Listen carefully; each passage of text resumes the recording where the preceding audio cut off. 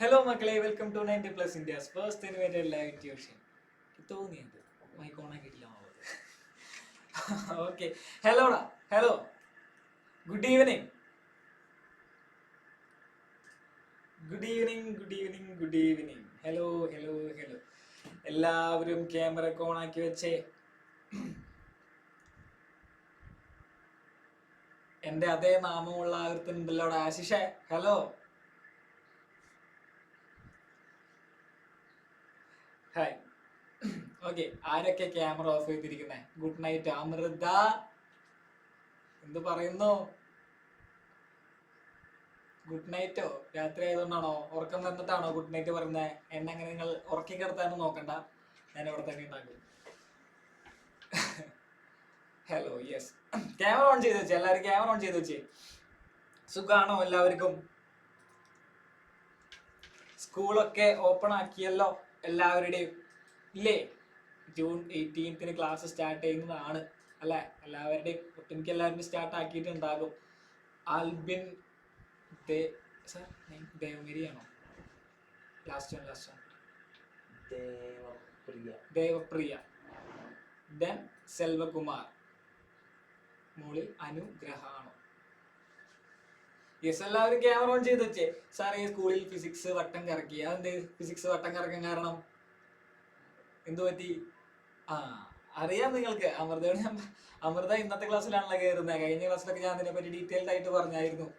10ാം ക്ലാസ്സിലെ ഫിസിക്സ് പോലെയല്ല +1 ഫിസിക്സ് മാത്രമല്ല, കെമിസ്ട്രി, മാത്സ്, ഏത് സബ്ജക്റ്റ് ആണോ അതൊന്നും 10ൽ ഇതുവരെ പഠിച്ച പോലെയല്ല. ഓക്കെ, അത് ഇനി മാറി വരും. പക്ഷെ നിങ്ങൾ +2 കഴിയുന്നതോട് കൂടി ആയിരിക്കും ആ ഒരു മാറ്റമൊക്കെ വരാൻ പോകുന്നത്. ഇതുവരെ 10ാം ക്ലാസ് വരെ നിങ്ങളെ വളരെ സിമ്പിൾ ആയിട്ട് പഠിപ്പിച്ച് ഓരോ കാര്യങ്ങളും കൊണ്ടുവന്ന് ഇങ്ങനെ സ്പൂൺ ഫീഡ് ചെയ്ത് തരുന്ന പരിപാടിയായിരുന്നു 10ാം ക്ലാസ് വരെ. എല്ലാ സബ്ജക്റ്റും 10 സബ്ജക്റ്റ് എങ്ങനെയായിരുന്നു. പക്ഷെ നിങ്ങൾക്ക് അത് അപ്പം മനസ്സിലായിട്ടുണ്ടാവില്ല. അപ്പോ ഫിസിക്സിലെ, സോഷ്യലിലെ, ഹിന്ദിയിലെ ഏതെങ്കിലും ഒരു കാര്യം വായിക്കുമ്പോൾ തന്നെ എന്റെ പൊന്നേ എന്തൊരു പാടത്, ഇത്ര പേജ് ഞാൻ പഠിക്കണോ എന്ന് ആലോചിച്ച് തോന്നും. സ്വാഭാവികമായിട്ടും അങ്ങനെയായിരിക്കും നിങ്ങളുടെ ഒരു ഇരിപ്പുവശം. ദെൻ ഇവിടെയോട്ട് വന്നപ്പോ, അതായത് +1 വന്നപ്പോ മാറ്റം. ആ ടെക്സ്റ്റ് ബുക്ക് ഒന്ന് തുറന്നു നോക്കി കഴിഞ്ഞാൽ നിങ്ങൾക്ക് മനസ്സിലാവും. ടെക്സ്റ്റ് ബുക്ക് വാങ്ങിയിട്ടുണ്ടാവില്ലോ ചേട്ടന്മാരുടെയും ചേച്ചിമാരുടെയും ഒക്കെ. ടെക്സ്റ്റ് ബുക്ക് കഴിഞ്ഞ കൊല്ലത്തെയും മുന്നത്തെ ഒക്കെ വളരെ വർഷം പഴക്കമുള്ള ടെക്സ്റ്റ് ബുക്ക് ആണെങ്കിൽ പോലും അത് പുതുപുത്തം പോലെ ഇരിക്കുന്ന പോലെ തോന്നും നിങ്ങൾക്ക്. കാരണം അവന്മാരൊന്നും തുറന്നു നോക്കിയിട്ടുണ്ടാവില്ല. അത് തന്നെയാണ് റീസൺ.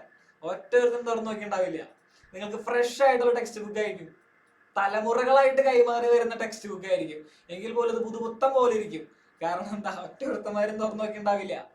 100% ഉറപ്പല്ലേ? തുറന്നു നോക്കിയിട്ട് എന്താ, ഒരു കുന്തവും മനസ്സിലാവാൻ പോകുന്നില്ല അതിന്ന്. ഓക്കെ, ഒന്നും മനസ്സിലാക്കാൻ പോകുന്നില്ല. ജസ്റ്റ് വെറുതെ എന്തൊക്കെയോ വായിക്കുക എന്നല്ലാതെ അതിൽ നിന്ന് കൂടുതൽ കാര്യങ്ങളൊന്നും മനസ്സിലാക്കാൻ പോകുന്നില്ല. പിന്നെ മനസ്സിലാക്കാൻ പറ്റും എപ്പോഴാണ് ഒരു വിധമൊക്കെ പഠിച്ച് തീർന്ന് വരുമ്പോൾ. നിങ്ങൾക്ക് ടെക്സ്റ്റ് ബുക്ക് വായിച്ചു കഴിഞ്ഞിട്ടുണ്ടെങ്കിൽ ഒട്ടുമിക്ക കാര്യങ്ങളൊക്കെ ഓക്കെ ആയിട്ട്, ഇതിങ്ങനെ ആയിരുന്നല്ലേ. ആദ്യമായിട്ട് കാണുമ്പോൾ ഏതെങ്ങാണ്ട് ചിലന്തി വല കിട്ടിയ പോലെ കോംപ്ലിക്കേറ്റഡ് ആയിട്ടുള്ള എന്തോ ഒരു സാധനം, അത്രേ ഫീൽ ചെയ്യുള്ളൂ. വേറെ ഒന്നും സംഭവിക്കുന്നില്ല. ദെൻ +1 വട്ടം കറക്കി എന്ന് പറഞ്ഞപ്പോ, +1 ഫസ്റ്റ് ചാപ്റ്റർ നിങ്ങൾ വട്ടം കറക്കി എന്ന് നിങ്ങൾ പറയുകയാണെന്നുണ്ടെങ്കിൽ, ബാക്കിയുള്ള ചാപ്റ്റേഴ്സിലോട്ട് വരുമ്പോൾ നിങ്ങൾ എന്താണ്, പ്രഷറിന്റെ ഗുളിക ഒരു പാക്കറ്റ് വാങ്ങി വെച്ചേക്ക്. ഇടയ്ക്കിടയ്ക്ക് എടുത്ത് ഇങ്ങനെ മിഠായി തിന്നുന്ന പോലെ തിന്നാം.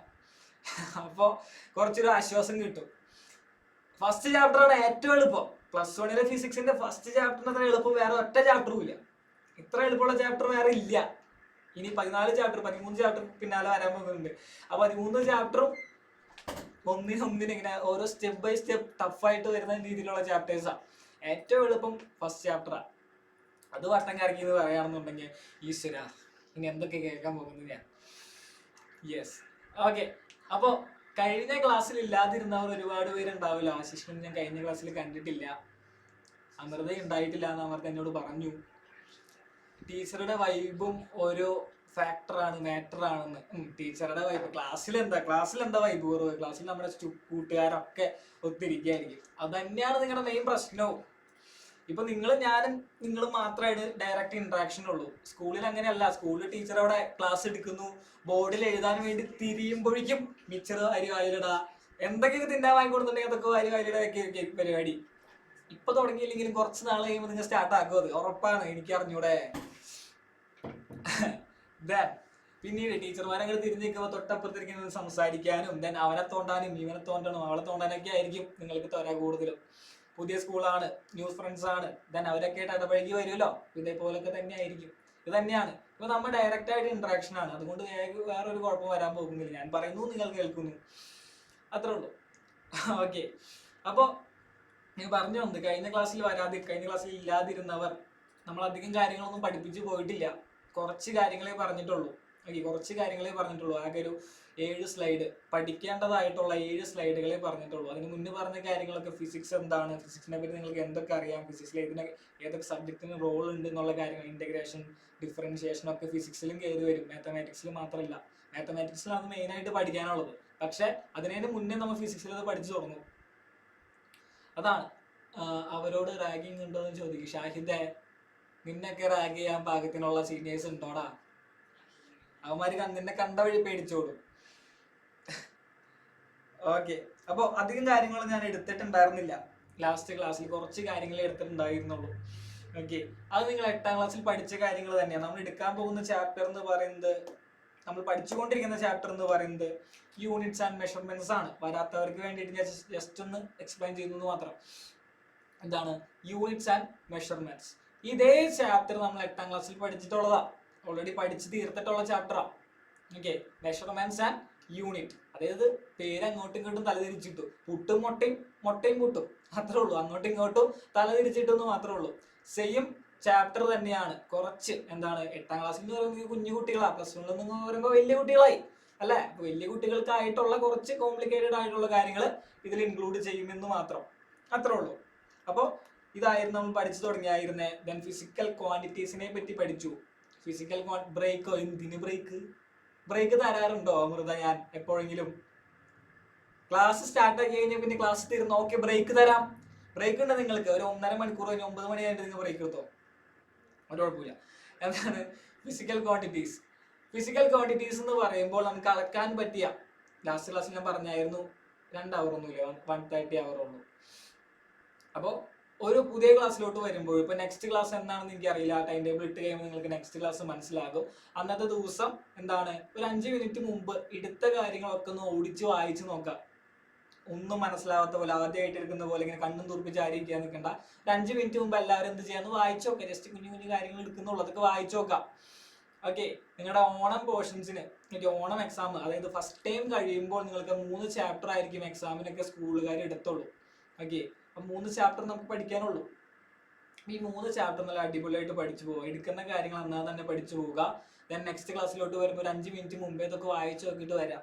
ഓക്കെ, ഈ ഇപ്പൊ കാണിക്കുന്ന കാര്യങ്ങളൊക്കെ പുതിയതായിട്ട് വന്നവർ എഴുതിയെടുക്കാൻ നിൽക്കണ്ട, അത് ലിങ്ക് വാങ്ങി കണ്ടാൽ മതി. ജസ്റ്റ് ഒന്ന് എക്സ്പ്ലെയിൻ ചെയ്ത് പോകുന്നു എന്ന് മാത്രം. ഞാൻ എന്താണ് പറയുന്നത്, ഫിസിക്കൽ ക്വാണ്ടിറ്റീസ്, നമുക്ക് അളക്കാൻ പറ്റുന്ന എല്ലാ ക്വാണ്ടിറ്റീസിനും. ഓക്കെ, ഒരു വെള്ളം ഒരു ഗ്ലാസ്സിൽ എടുത്തു കഴിഞ്ഞാൽ നമുക്കത് അളക്കാൻ പറ്റും. പിന്നെ ഒരു ലെങ്ത്, ഒരു കുട്ടിയുടെ ഹൈറ്റ്, ഇതൊക്കെ നമുക്ക് എന്ത് ചെയ്യാൻ പറ്റും, അളക്കാൻ പറ്റും. അങ്ങനെ അളക്കാൻ പറ്റിയ ക്വാണ്ടിറ്റീസിനൊക്കെ എന്ത് പറയാം, ഫിസിക്കൽ ക്വാണ്ടിറ്റീസ് എന്ന് പറയാം. കൊണ്ടോ എക്സാമ്പിൾസ് ആയിട്ട് കൊടുത്തിട്ടുണ്ട്, ലെങ്ത് കൊടുത്തിട്ടുണ്ട്, ടൈം കൊടുത്തിട്ടുണ്ട്, മാസ് കൊടുത്തിട്ടുണ്ട്, ടെമ്പറേച്ചർ കൊടുത്തിട്ടുണ്ട്, ഫോഴ്സ് കൊടുത്തിട്ടുണ്ട്, വെലോസിറ്റി കൊടുത്തിട്ടുണ്ട്, ഒരുപാട് എണ്ണം ഉണ്ട്. ഓക്കെ, ഒരുപാട് എണ്ണം ഉണ്ട്. ദെൻ ഈ ഫിസിക്കൽ ക്വാണ്ടിറ്റീസിനെ തന്നെ നമുക്ക് 2 എണ്ണമായിട്ട് തരംതിരിക്കാം. ഓക്കെ, 2 എണ്ണമായിട്ട് തരംതിരിക്കാം. ഒന്ന് ഫണ്ടമെന്റൽ ഫിസിക്കൽ ക്വാണ്ടിറ്റീസും മറ്റൊന്ന് ഡിറൈവ്ഡ് ഫിസിക്കൽ ക്വാണ്ടിറ്റീസും. ഈ ഫണ്ടമെന്റൽ ഫിസിക്കൽ ക്വാണ്ടിറ്റി എന്ന് പറയുമ്പോൾ ഇവന്മാരെ എപ്പോഴും യൂണിക് ആയിരിക്കും.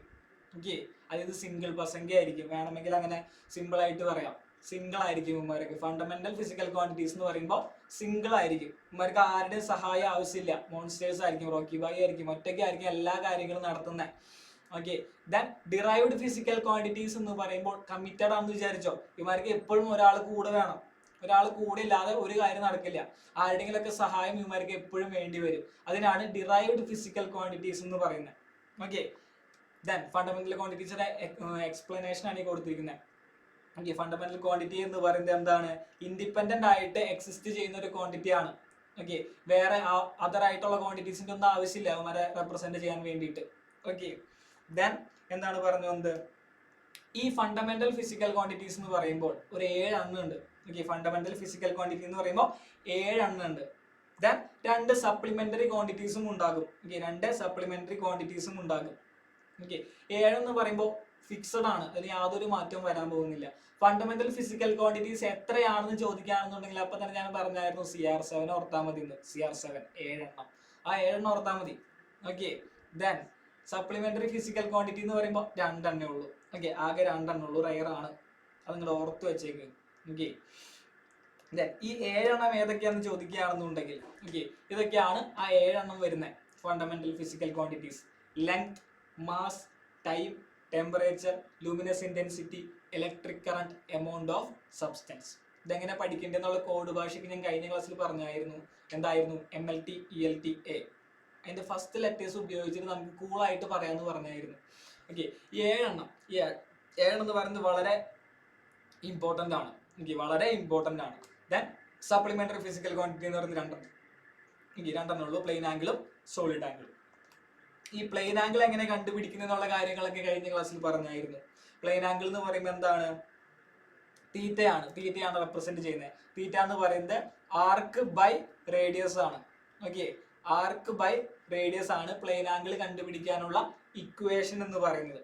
ഓക്കെ, അതറിയാം, ഓൾറെഡി എല്ലാവർക്കും അറിയാവുന്നതാണ്. നമ്മൾ 10th ക്ലാസ്സിലൊക്കെ പഠിച്ചിട്ടുണ്ടാവും, മാത്തമാറ്റിക്സിൽ പഠിച്ചിട്ടുണ്ടാകും. ഓക്കെ, ആർക്ക് ബൈ റേഡിയസ് ആണ് പ്ലെയിൻ ആംഗിൾ കണ്ടുപിടിക്കാനുള്ള ഇക്വേഷൻ. ദെൻ സോളിഡ് ആംഗിൾ എന്ന് പറയുമ്പോൾ നമ്മൾ ആകെ എന്താണ് ചിന്തിക്കേണ്ടത്? ഒരു ഫുട്ബോൾ ചിന്തിക്കാം. ഓക്കെ, ഒരു ഫുട്ബോൾ ചിന്തിക്കാം. ഇതൊരു ഫുട്ബോളാന്ന് ചോദിക്കുക. ഫുട്ബോൾ അല്ലാന്നുണ്ടെങ്കിൽ ഒരു സ്ഫിയർ കണക്കാക്കാം. ഓക്കെ, ഒരു സ്ഫിയർ കണക്കാക്കാം. ദെൻ അതിന്റെ ഉള്ളിൽ നിന്ന് ഒരു പോർഷൻ കട്ട് ചെയ്തെടുക്കണം. ആ കട്ട് ചെയ്തെടുക്കുന്ന പോർഷൻ ഇങ്ങനെയായിരിക്കും. ഒരു കോൺ ഷേപ്പിലുള്ള സാധനം അതിൻ്റെ ഉള്ളിൽ നിന്ന് കട്ട് ചെയ്തെടുക്കാം. ഓക്കെ, കോൺ ഷേപ്പിലുള്ള സാധനം അതിൻ്റെ ഉള്ളിൽ നിന്ന് എന്ത് ചെയ്യും? നമ്മൾ കട്ട് ചെയ്തെടുക്കുന്നു. അങ്ങനെ കട്ട് ചെയ്ത് കഴിഞ്ഞിട്ടുണ്ടെങ്കിൽ അതിന്റെ ഏരിയ കണക്കാക്കാൻ മതി. അതാണ് സോളിഡ് ആംഗിൾ എന്ന് പറയുന്നത്. ഓക്കെ, സോളിഡ് ആംഗിളിനെ റെപ്രസെന്റ് ചെയ്യുന്നത് എന്താണ്? ഇങ്ങനെയായിരിക്കും സോളിഡ് ആംഗിളിനെ റെപ്രസെന്റ് ചെയ്യുന്നത്. ഓക്കെ, സോളിഡ് ആംഗിളിനെ ഇങ്ങനെയാണ് റെപ്രസെന്റ് ചെയ്യുന്നത്. ഇതെന്താണ്? ഓമൊന്നല്ല. ഫിസിക്സിൽ നമ്മൾ ഓമാന്ന് പഠിച്ചിട്ടുണ്ട്. പക്ഷെ ഇവിടെ വരുമ്പോൾ സോളിഡ് ആംഗിളിന്റെ കാര്യത്തിൽ വരുമ്പോൾ ഇത് ഒമേഗയാണ്. ഓക്കെ, ഈ ഒരു സിമ്പലിനെ പറയുന്ന പേര് ഗ്രീക്ക് ലെറ്റർ ആയിട്ടുള്ള ഒമേഗ. ഓക്കെ, അപ്പോൾ ഒമേഗ എന്ന് പറയുന്ന സോളിഡ് ആംഗിൾ ആണ്. സോളിഡ് ആംഗിൾ എന്ന് പറയുന്നത് ഈ ഏരിയ കണ്ടോ? ആ കോണിന്റെ ആ ഒരു ഭാഗത്തിന് ഇന്റർസെപ്റ്റഡ് ഏരിയ എന്ന് പറയും. Okay, area by radius square. Okay, ഇങ്ങനെയാണ് എന്ത് കണ്ടുപിടിക്കുന്നത്? സോളിഡ് ആംഗിള് കണ്ടുപിടിക്കുന്നത്. ഓക്കെ, ഏരിയ ബൈ എന്ത് വരും? റേഡിയസിന്റെ സ്ക്വയർ വരും. ഓക്കെ, ദെൻ ഇതിന്റെ യൂണിറ്റ്, സോളിഡ് ആംഗിളിന്റെ യൂണിറ്റ് എന്ന് പറയുന്നത് സ്റ്റിറേഡിയൻ ആണ്. Okay, steradian. അപ്പൊ അതിന്റെ യൂണിറ്റും എന്ത് ചെയ്യാം? ഓർത്ത് വെക്കാം. ഓക്കെ, അപ്പോൾ നമ്മൾ ഇത്രയൊക്കെയാണ് കഴിഞ്ഞ ക്ലാസ്സിൽ പറഞ്ഞായിരുന്നത്. ഓക്കെ, ഇതൊക്കെയാണ് കഴിഞ്ഞ ക്ലാസ്സിൽ പറഞ്ഞായിരുന്നത്. ദെൻ ഡിറൈവ്ഡ് ക്വാണ്ടിറ്റീസിനെ പറ്റി പറഞ്ഞായിരുന്നു. ഡിറൈവ്ഡ് ക്വാണ്ടിറ്റീസ് എന്ന് പറയുമ്പോൾ എന്തൊക്കെയാണ് വരിക? ഏരിയ വരും, വോളിയം വരും, വെലോസിറ്റി വരും, അങ്ങനെ ഒരുപാട് കാര്യങ്ങൾ വരും. കാരണം എന്താ? ഈ വോളിയം ഒക്കെ എങ്ങനെയാണ് കണ്ടുപിടിക്കുക? L × B × H. ഈ 3 പേരും എന്താണ്? ലെങ്ത് ആണ് അല്ലേ? L എന്ന് പറയുന്നത് ലെങ്ത്, ബ്രെഡ്ത്ത് പറയുന്നത് ലെങ്ത്, H എന്ന് പറയുന്നത് ലെങ്ത്, അതായത് L3. ഓക്കെ, 3 ലെങ്ത് വേണ്ടി വന്നു വോളിയത്തിനെ റെപ്രസെന്റ് ചെയ്യാൻ. അതായത് ഫണ്ടമെന്റൽ ക്വാണ്ടിറ്റി ആയിട്ടുള്ള ലെങ്തിനെ 2 തവണ എക്സ്ട്രാ യൂസ് ചെയ്തപ്പോഴാണ് നമുക്ക് എന്ത് കിട്ടിയത്? വോളിയം കിട്ടിയത്. അപ്പോൾ ഡിറൈവ്ഡ് ക്വാണ്ടിറ്റീസിന് എപ്പോഴും ഫണ്ടമെന്റൽ ക്വാണ്ടിറ്റീസിന്റെ ഹെൽപ്പ് വേണം. ഇതായിരുന്നു കഴിഞ്ഞ ക്ലാസ്സിൽ പറഞ്ഞത്. അതുപോലെ തന്നെ ഏരിയ എന്ന് പറയുന്നത് എന്താണ്? L² ആണ്. ലെങ്ത്തിന്റെ ഒരു ലെങ്ത്തും കൂടെ ആവശ്യം വന്നു. ഫണ്ടമെന്റൽ ക്വാണ്ടിറ്റി ആയിട്ടുള്ള ഒരു ലെങ്ത്തിന്റെ കൂടി മൾട്ടിപ്ലിക്കേഷൻ ആണ് എന്ത് വന്നത്? ഏരിയ കിട്ടിയത്. അതേപോലെ തന്നെ വെലോസിറ്റിയും വരും. Okay, distance by time, displacement by time. Okay, yes. Then ഇവിടെ പറഞ്ഞായിരുന്നു എന്തായിരുന്നു? ഡിറൈവ്ഡ് ക്വാണ്ടിറ്റീസിന്റെ എക്സ്പ്ലനേഷൻ കൊടുത്തായിരുന്നു. എന്താണ്? Quantities that can be expressed in terms of fundamental quantities are derived quantities. Okay, അതായത് ഡിറൈവ്ഡ് ക്വാണ്ടിറ്റീസ് എന്ന് പറയുന്നത് എന്താണ്? ഫണ്ടമെന്റൽ ക്വാണ്ടിറ്റിയുടെ ടേംസിൽ എക്സ്പ്രസ് ചെയ്യുന്ന ക്വാണ്ടിറ്റീസിനെയാണ് ഡിറൈവ്ഡ് ക്വാണ്ടിറ്റീസ് എന്ന് പറയുന്നത്. ഓക്കെ, ഇതൊക്കെ ഡീറ്റെയിൽഡ് ആയിട്ട് എങ്ങനെയാണ് ഇത് വന്നത് എന്നൊക്കെ ഡീറ്റെയിൽഡ് ആയിട്ട് കഴിഞ്ഞ ക്ലാസ്സിൽ പറഞ്ഞായിരുന്നു. ഇല്ലാത്തവർ ആ ക്ലാസ്സിന്റെ ലിങ്ക് വാങ്ങി കാണണം, മറക്കരുത്. ഓക്കെ, ഞാൻ വീണ്ടും പറയുന്നു. നമ്മൾ ഇന്ന് തുടങ്ങാൻ പോകുന്നത് ഇവിടെ മുതലാണ്. ഓക്കെ, ഇതാണ് നമ്മുടെ ശരിക്കുള്ള ഇന്നത്തെ ക്ലാസ് സ്റ്റാർട്ട് ആക്കുന്നത്. Okay, what is unit? Okay, എന്താണ് യൂണിറ്റ് എന്ന് പറയുന്നത്? യൂണിറ്റ് എന്ന് പറഞ്ഞാൽ നമുക്കറിയാം എന്താണ്? Unit is a standardised reference accepted universally to measure a physical quantity. ഒരു ഫിസിക്കൽ ക്വാണ്ടിറ്റി അളക്കാൻ വേണ്ടി നമ്മൾ ഉപയോഗിക്കുന്ന ഒരു മാഗ്നിറ്റ്യൂഡ്, ഒരു യൂണിറ്റ് ആണ് എന്ത് പറയുന്നത്, യൂണിറ്റ് എന്ന്. ഓക്കെ, ഒരു ക്വാണ്ടിറ്റിനാണ് യൂണിറ്റ് എന്ന് പറയുന്നത്. ഓക്കെ, അപ്പോൾ നമുക്കറിയാം ലെങ്ത് ഇതൊരു വടിയാണെന്ന് വിചാരിക്കാം. ഓക്കെ, ഇതൊരു വടിയാണ്, നമ്മൊരു സ്കെയിൽ ഉപയോഗിച്ച് അളന്നു, എന്നിട്ട് നമ്മൾ എന്ത് പറയും, ഇതൊരു 10 സെന്റിമീറ്റർ ഉണ്ടെന്ന് പറയും അല്ലേ.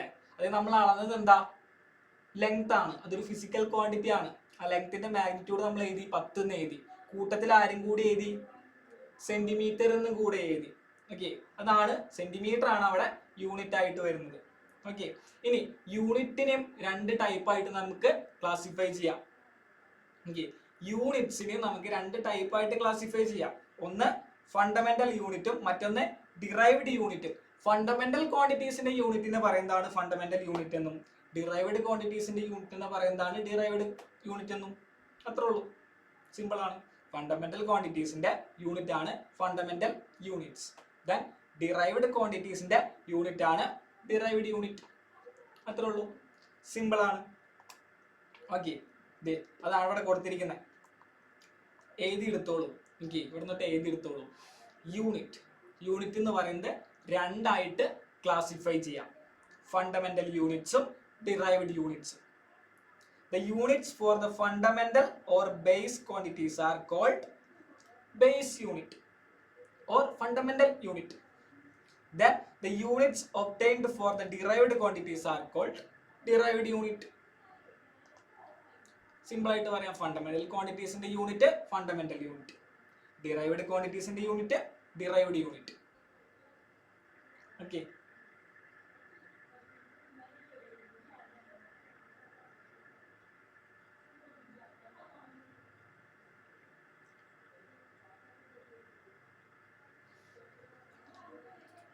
എഴുതിയെടുത്ത് കഴിഞ്ഞാൽ പറയാം. ദിൽഷൻ, ദേവപ്രിയ ഇതുവരെ ക്യാമറ ഓൺ ആക്കിയില്ല അല്ലെ?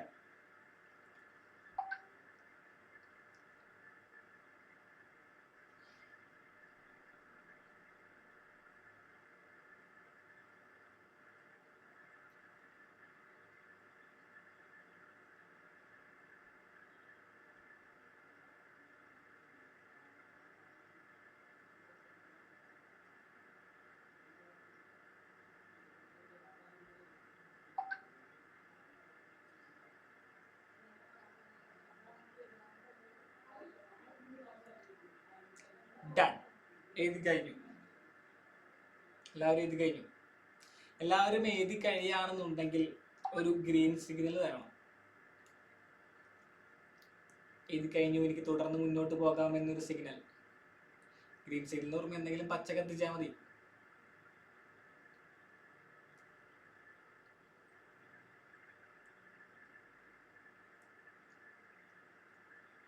ഓക്കെ, എല്ലാവരും എഴുതി കഴിഞ്ഞു, സെറ്റാണ്.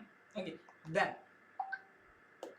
നമുക്ക് നോക്കാം നമ്മൾ പഠിച്ച ഫണ്ടമെന്റൽ ക്വാണ്ടിറ്റീസിന്റെ യൂണിറ്റ്സ് ആണ് സൈഡിൽ കൊടുത്തിരിക്കുന്നത്. ദെൻ സപ്ലിമെന്ററി ക്വാണ്ടിറ്റിയുടെ യൂണിറ്റ്സ് ആണ് സൈഡിൽ കൊടുത്തിരിക്കുന്നത്. ഓക്കെ, നോക്കിക്കേ, ലെങ്ത്തിന്റെ യൂണിറ്റ് എങ്ങനെ റെപ്രസെന്റ് ചെയ്യും? മീറ്ററിലാണ് റെപ്രസെന്റ് ചെയ്യാം. ഓക്കെ, ലെങ്ത്തിന്റെ യൂണിറ്റ് മീറ്ററിലാണ് റെപ്രസെന്റ് ചെയ്യാം. ദെൻ ഈ ലെങ്ത്തിന് തന്നെ പല യൂണിറ്റ് ആയിട്ട് ക്ലാസിഫൈ ചെയ്യാം നമ്മൾക്ക്, അല്ലെ? ലെങ്ത്തിന് തന്നെ പല യൂണിറ്റ് ആയിട്ട് നമുക്ക് ക്ലാസിഫൈ ചെയ്യാം. വളരെ ചെറിയ ലെങ്ത് ആണെന്നുണ്ടെങ്കിൽ നമ്മൾ എന്താ പറയാ, സെന്റിമീറ്റർ എന്ന് പറയും, ഇല്ലേ? സെന്റിമീറ്ററിന് താഴെ ഉണ്ട് മില്ലിമീറ്റർ ഉണ്ട്, ഇല്ലേ? സെന്റിമീറ്ററിന് താഴെ മില്ലിമീറ്റർ വരുന്നുണ്ട്. ഈ മില്ലിമീറ്ററിന് താഴെ പോകുന്നുണ്ട് ആറ്റം, ഇല്ലേ? ആറ്റം, മോളിക്യൂൾ, ഇല്ലേ? ഇതൊക്കെ പഠിച്ചിട്ടില്ലേ? ഇതിന്റെയൊക്കെ റേഡിയസ് എന്ന് പറയുന്നത് നാനോമീറ്ററിലും മൈക്രോമീറ്ററിലും ഒക്കെ പറയാം. ഓക്കെ, വളരെ ചെറിയ വാല്യൂല്. ദെൻ താഴോട്ട് മാത്രമാണോ? അല്ല, മുകളിലോട്ടും ഉണ്ട്.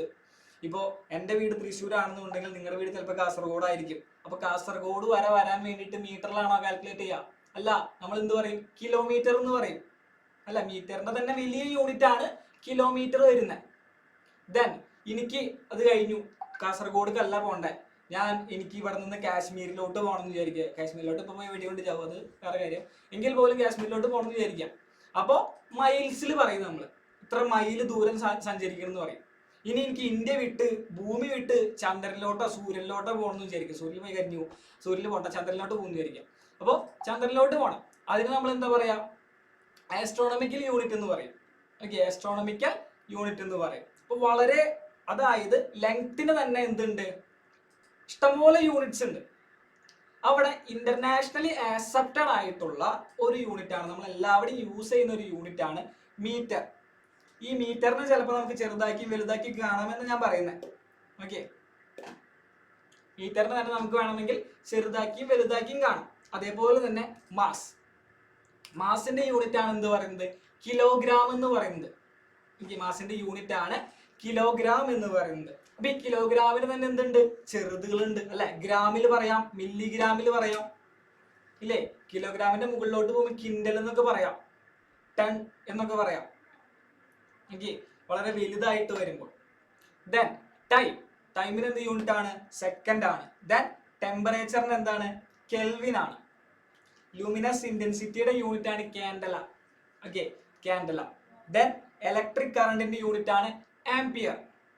എമൗണ്ട് ഓഫ് സബ്സ്റ്റൻസിന്റെ യൂണിറ്റ് ആണ് മോൾ. ഓക്കെ, MOL, മോൾ, അതിനെ റെപ്രസെന്റ് ചെയ്യുന്നത് MOL, മോൾ എന്ന്. ദെൻ പ്ലെയിൻ ആംഗിളിന്റെ യൂണിറ്റ് ആണ് റേഡിയൻ. സോളിഡ് ആംഗിളിന്റെ യൂണിറ്റ് ആണ് സ്ഥിർ റേഡിയൻ. ഓക്കെ, എഴുതണമെന്നോ, എഴുതണം, നിർബന്ധമാണ്.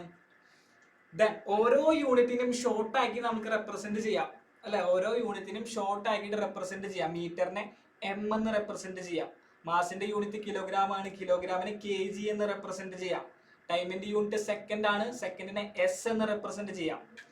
ലൂമിനസ് ഇന്റൻസിറ്റിയുടെ യൂണിറ്റ് കാൻഡലയാണ്, കാൻഡലേനെ CD എന്ന് റെപ്രസെന്റ് ചെയ്യാം. ഓക്കെ, ദെൻ ഇലക്ട്രിക് കറണ്ടിനെ ആംപിയർ ആണ്, ആംപിയറിനെ A എന്ന് റെപ്രസെന്റ് ചെയ്യാം. Okay, then amount of substance mole ആണ്, മോളിനെ MOL എന്ന് റെപ്രസെന്റ് ചെയ്യാം.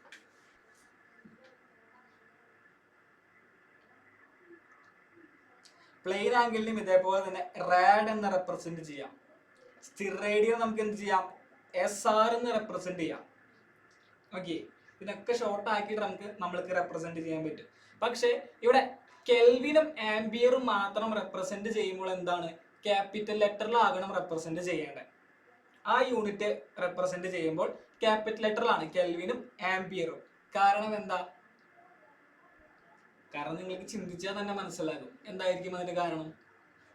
നിങ്ങളുടെ പേര് നിങ്ങൾ എങ്ങനെയാണ് എഴുതി തുടങ്ങാറ്, എങ്ങനെ എഴുതി തുടങ്ങാറ്? ഇപ്പൊ സെൽവകുമാർ, തോമസ്, ആരാധ്യ ഒക്കെ എങ്ങനെയാണ് എഴുതി തുടങ്ങാറ്? ക്യാപിറ്റൽ ലെറ്ററിലല്ലേ എഴുതി തുടങ്ങാറ്. സ്മോൾ ലെറ്ററിൽ ആരും എഴുതി തുടങ്ങില്ലല്ലോ, ഇല്ലല്ലോ. ഒരാളുടെ നെയിമും നമ്മൾ എന്ത് ചെയ്യില്ല, സ്മോൾ ലെറ്ററിൽ എഴുതി തുടങ്ങില്ല. അതുകൊണ്ട് തന്നെയാണ് ഇവിടെ കെൽവിൻ എന്ന് പറയുന്നത് ഒരു സയന്റിസ്റ്റിന്റെ പേരാണ്, ആംപിയർ എന്ന് പറയുന്നതും ഒരു സയന്റിസ്റ്റിന്റെ പേരാണ്. അതുകൊണ്ട് നമ്മൾ എന്ത് ചെയ്യില്ല, സ്മോൾ ലെറ്ററിൽ റെപ്രസെന്റ് ചെയ്യില്ല. ഓക്കെ, ക്യാപിറ്റൽ ലെറ്ററിൽ മാത്രമാണ് റെപ്രസെന്റ് ചെയ്യത്തുള്ളൂ. ഇവിടെ കെൽവിൻ എന്നുള്ളത് ശരിക്കും ക്യാപിറ്റൽ ലെറ്റർ വേണ്ടായിരുന്നേ, ക്യാപിറ്റൽ ലെറ്റർ ആയിട്ട് കണക്കാക്കിക്കോ.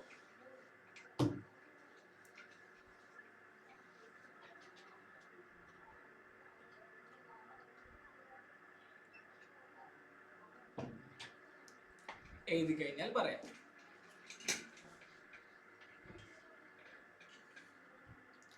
+1 സാർ സ്ട്രിക്റ്റ് ആയോ? ഞാൻ സ്ട്രിക്റ്റ് ആയതല്ല, ആക്ച്വലി എനിക്ക് നല്ല വയറുവേദന എടുക്കുന്നുണ്ട്, അതുകൊണ്ടാണ് ഞാനിങ്ങനെ പയ്യെ പറയുന്നത്. 3-ാമത്തെ ദിവസം അല്ലാന്നുണ്ടെങ്കിൽ ഞാൻ ഭയങ്കര കൂളല്ലേ.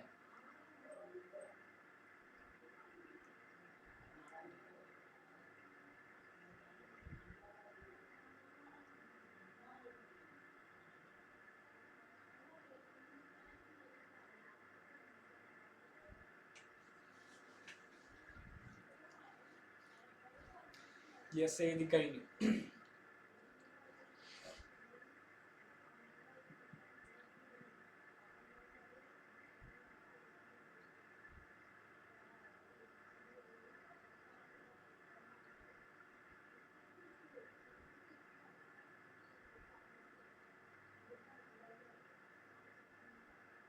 എഴുതി കഴിഞ്ഞു, എല്ലാവരും എഴുതി കഴിഞ്ഞു.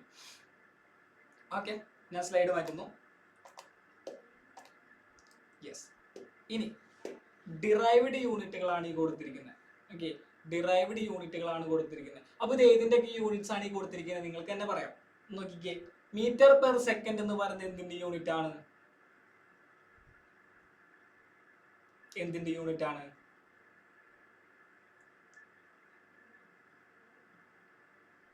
നയൻത് സ്റ്റാൻഡേർഡിൽ ഇക്വേഷൻസ് ഓഫ് മോഷൻ എല്ലാവരും പഠിച്ചിട്ടുള്ളതാണ്. ദെൻ അവിടുന്ന് അറിയാം നിങ്ങൾക്ക്, അവിടുന്ന് അറിയേണ്ടതാണ് നിങ്ങളത്. യെസ്, സ്പീഡിന്റെ ആണ്. സ്പീഡിന്റെ മാത്രമല്ല വെലോസിറ്റിയുടെ.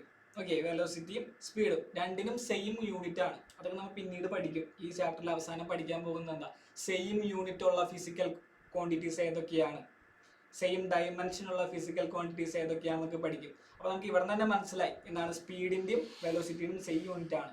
ഓക്കെ, അതായത് മീറ്റർ പെർ സെക്കൻഡ് എന്ന് പറയുന്നത് സ്പീഡിന്റെ യൂണിറ്റ് ആണെന്ന് പറയാം, വെലോസിറ്റിയുടെ യൂണിറ്റ് ആണെന്ന് പറയാം. ദെൻ ഇതെന്തിന്റെ യൂണിറ്റ് ആണ്? മീറ്റർ പെർ സെക്കൻഡ് സ്ക്വയർ എന്ന് പറയുന്നത് എന്തിന്റെ യൂണിറ്റ് ആണ്? ആക്സലറേഷൻ ആണ്. ഓക്കെ, ആക്സലറേഷൻ ആണ്. ദെൻ മീറ്റർ സ്ക്വയർ എന്ന് പറയുന്നത് എന്തിന്റെ യൂണിറ്റ് ആണ്? ഏരിയയുടെ യൂണിറ്റ് ആണ്. ഓക്കെ, ഏരിയയുടെ യൂണിറ്റ് ആണ്. അപ്പോൾ ഡിറൈവ്ഡ് യൂണിറ്റ് എന്ന് പറയുമ്പോൾ നമുക്ക് എന്ത്, ഡിറൈവ്ഡ് ക്വാണ്ടിറ്റീസിന്റെ യൂണിറ്റ്സ് ആണ്. അതാണ് ഇവിടെ എക്സാമ്പിൾ ആയിട്ട് കൊടുത്തിരിക്കുന്നത്. Area, acceleration, then velocity or speed. ഞാൻ വെലോസിറ്റി എന്ന് കൊടുക്കുന്നു. ഓക്കെ, യെസ്, അത്രേ ഉള്ളൂ. എക്സാമ്പിൾസ് ആയിട്ട് കൊടുക്കും. കഴിഞ്ഞു. Then system of measurements. Okay, system of measurements. പണ്ട് കാലങ്ങളിൽ അളവെടുക്കാൻ വേണ്ടിയിട്ട് സ്കെയിലൊന്നും ഉണ്ടായിരുന്നില്ല. ഓക്കെ, സ്കെയിലൊന്നും ഉണ്ടായില്ല. അപ്പോൾ അവരെന്ത് ചെയ്യും, എങ്ങനെ അവർ അളവെടുക്കും? കൈപ്പത്തിയൊക്കെ വെച്ച് അളവെടുക്കും. ദെൻ ഫുട്ട് വെച്ച് അളവെടുക്കും. ഇപ്പൊ ഫുട്ബോളിന്റെ ഗോൾ പോസ്റ്റ് സെറ്റ് ചെയ്യാൻ വേണ്ടിയിട്ട് എങ്ങനെ സെറ്റ് ചെയ്യാറ്?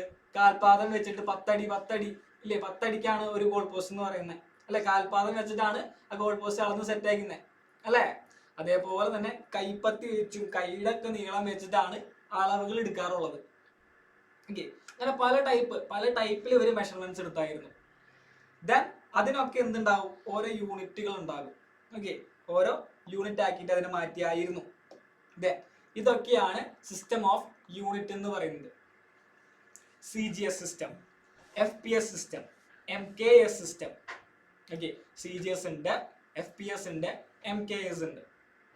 ഓക്കെ, അപ്പോൾ ഡിഫറൻസ് കാണില്ലേ? അതെ, ഡിഫറൻസ് കാണും. അത് തന്നെയാണ് പ്രശ്നം. അത് പിന്നീട് വലിയ കോംപ്ലിക്കേഷനിലോട്ട് എത്തി.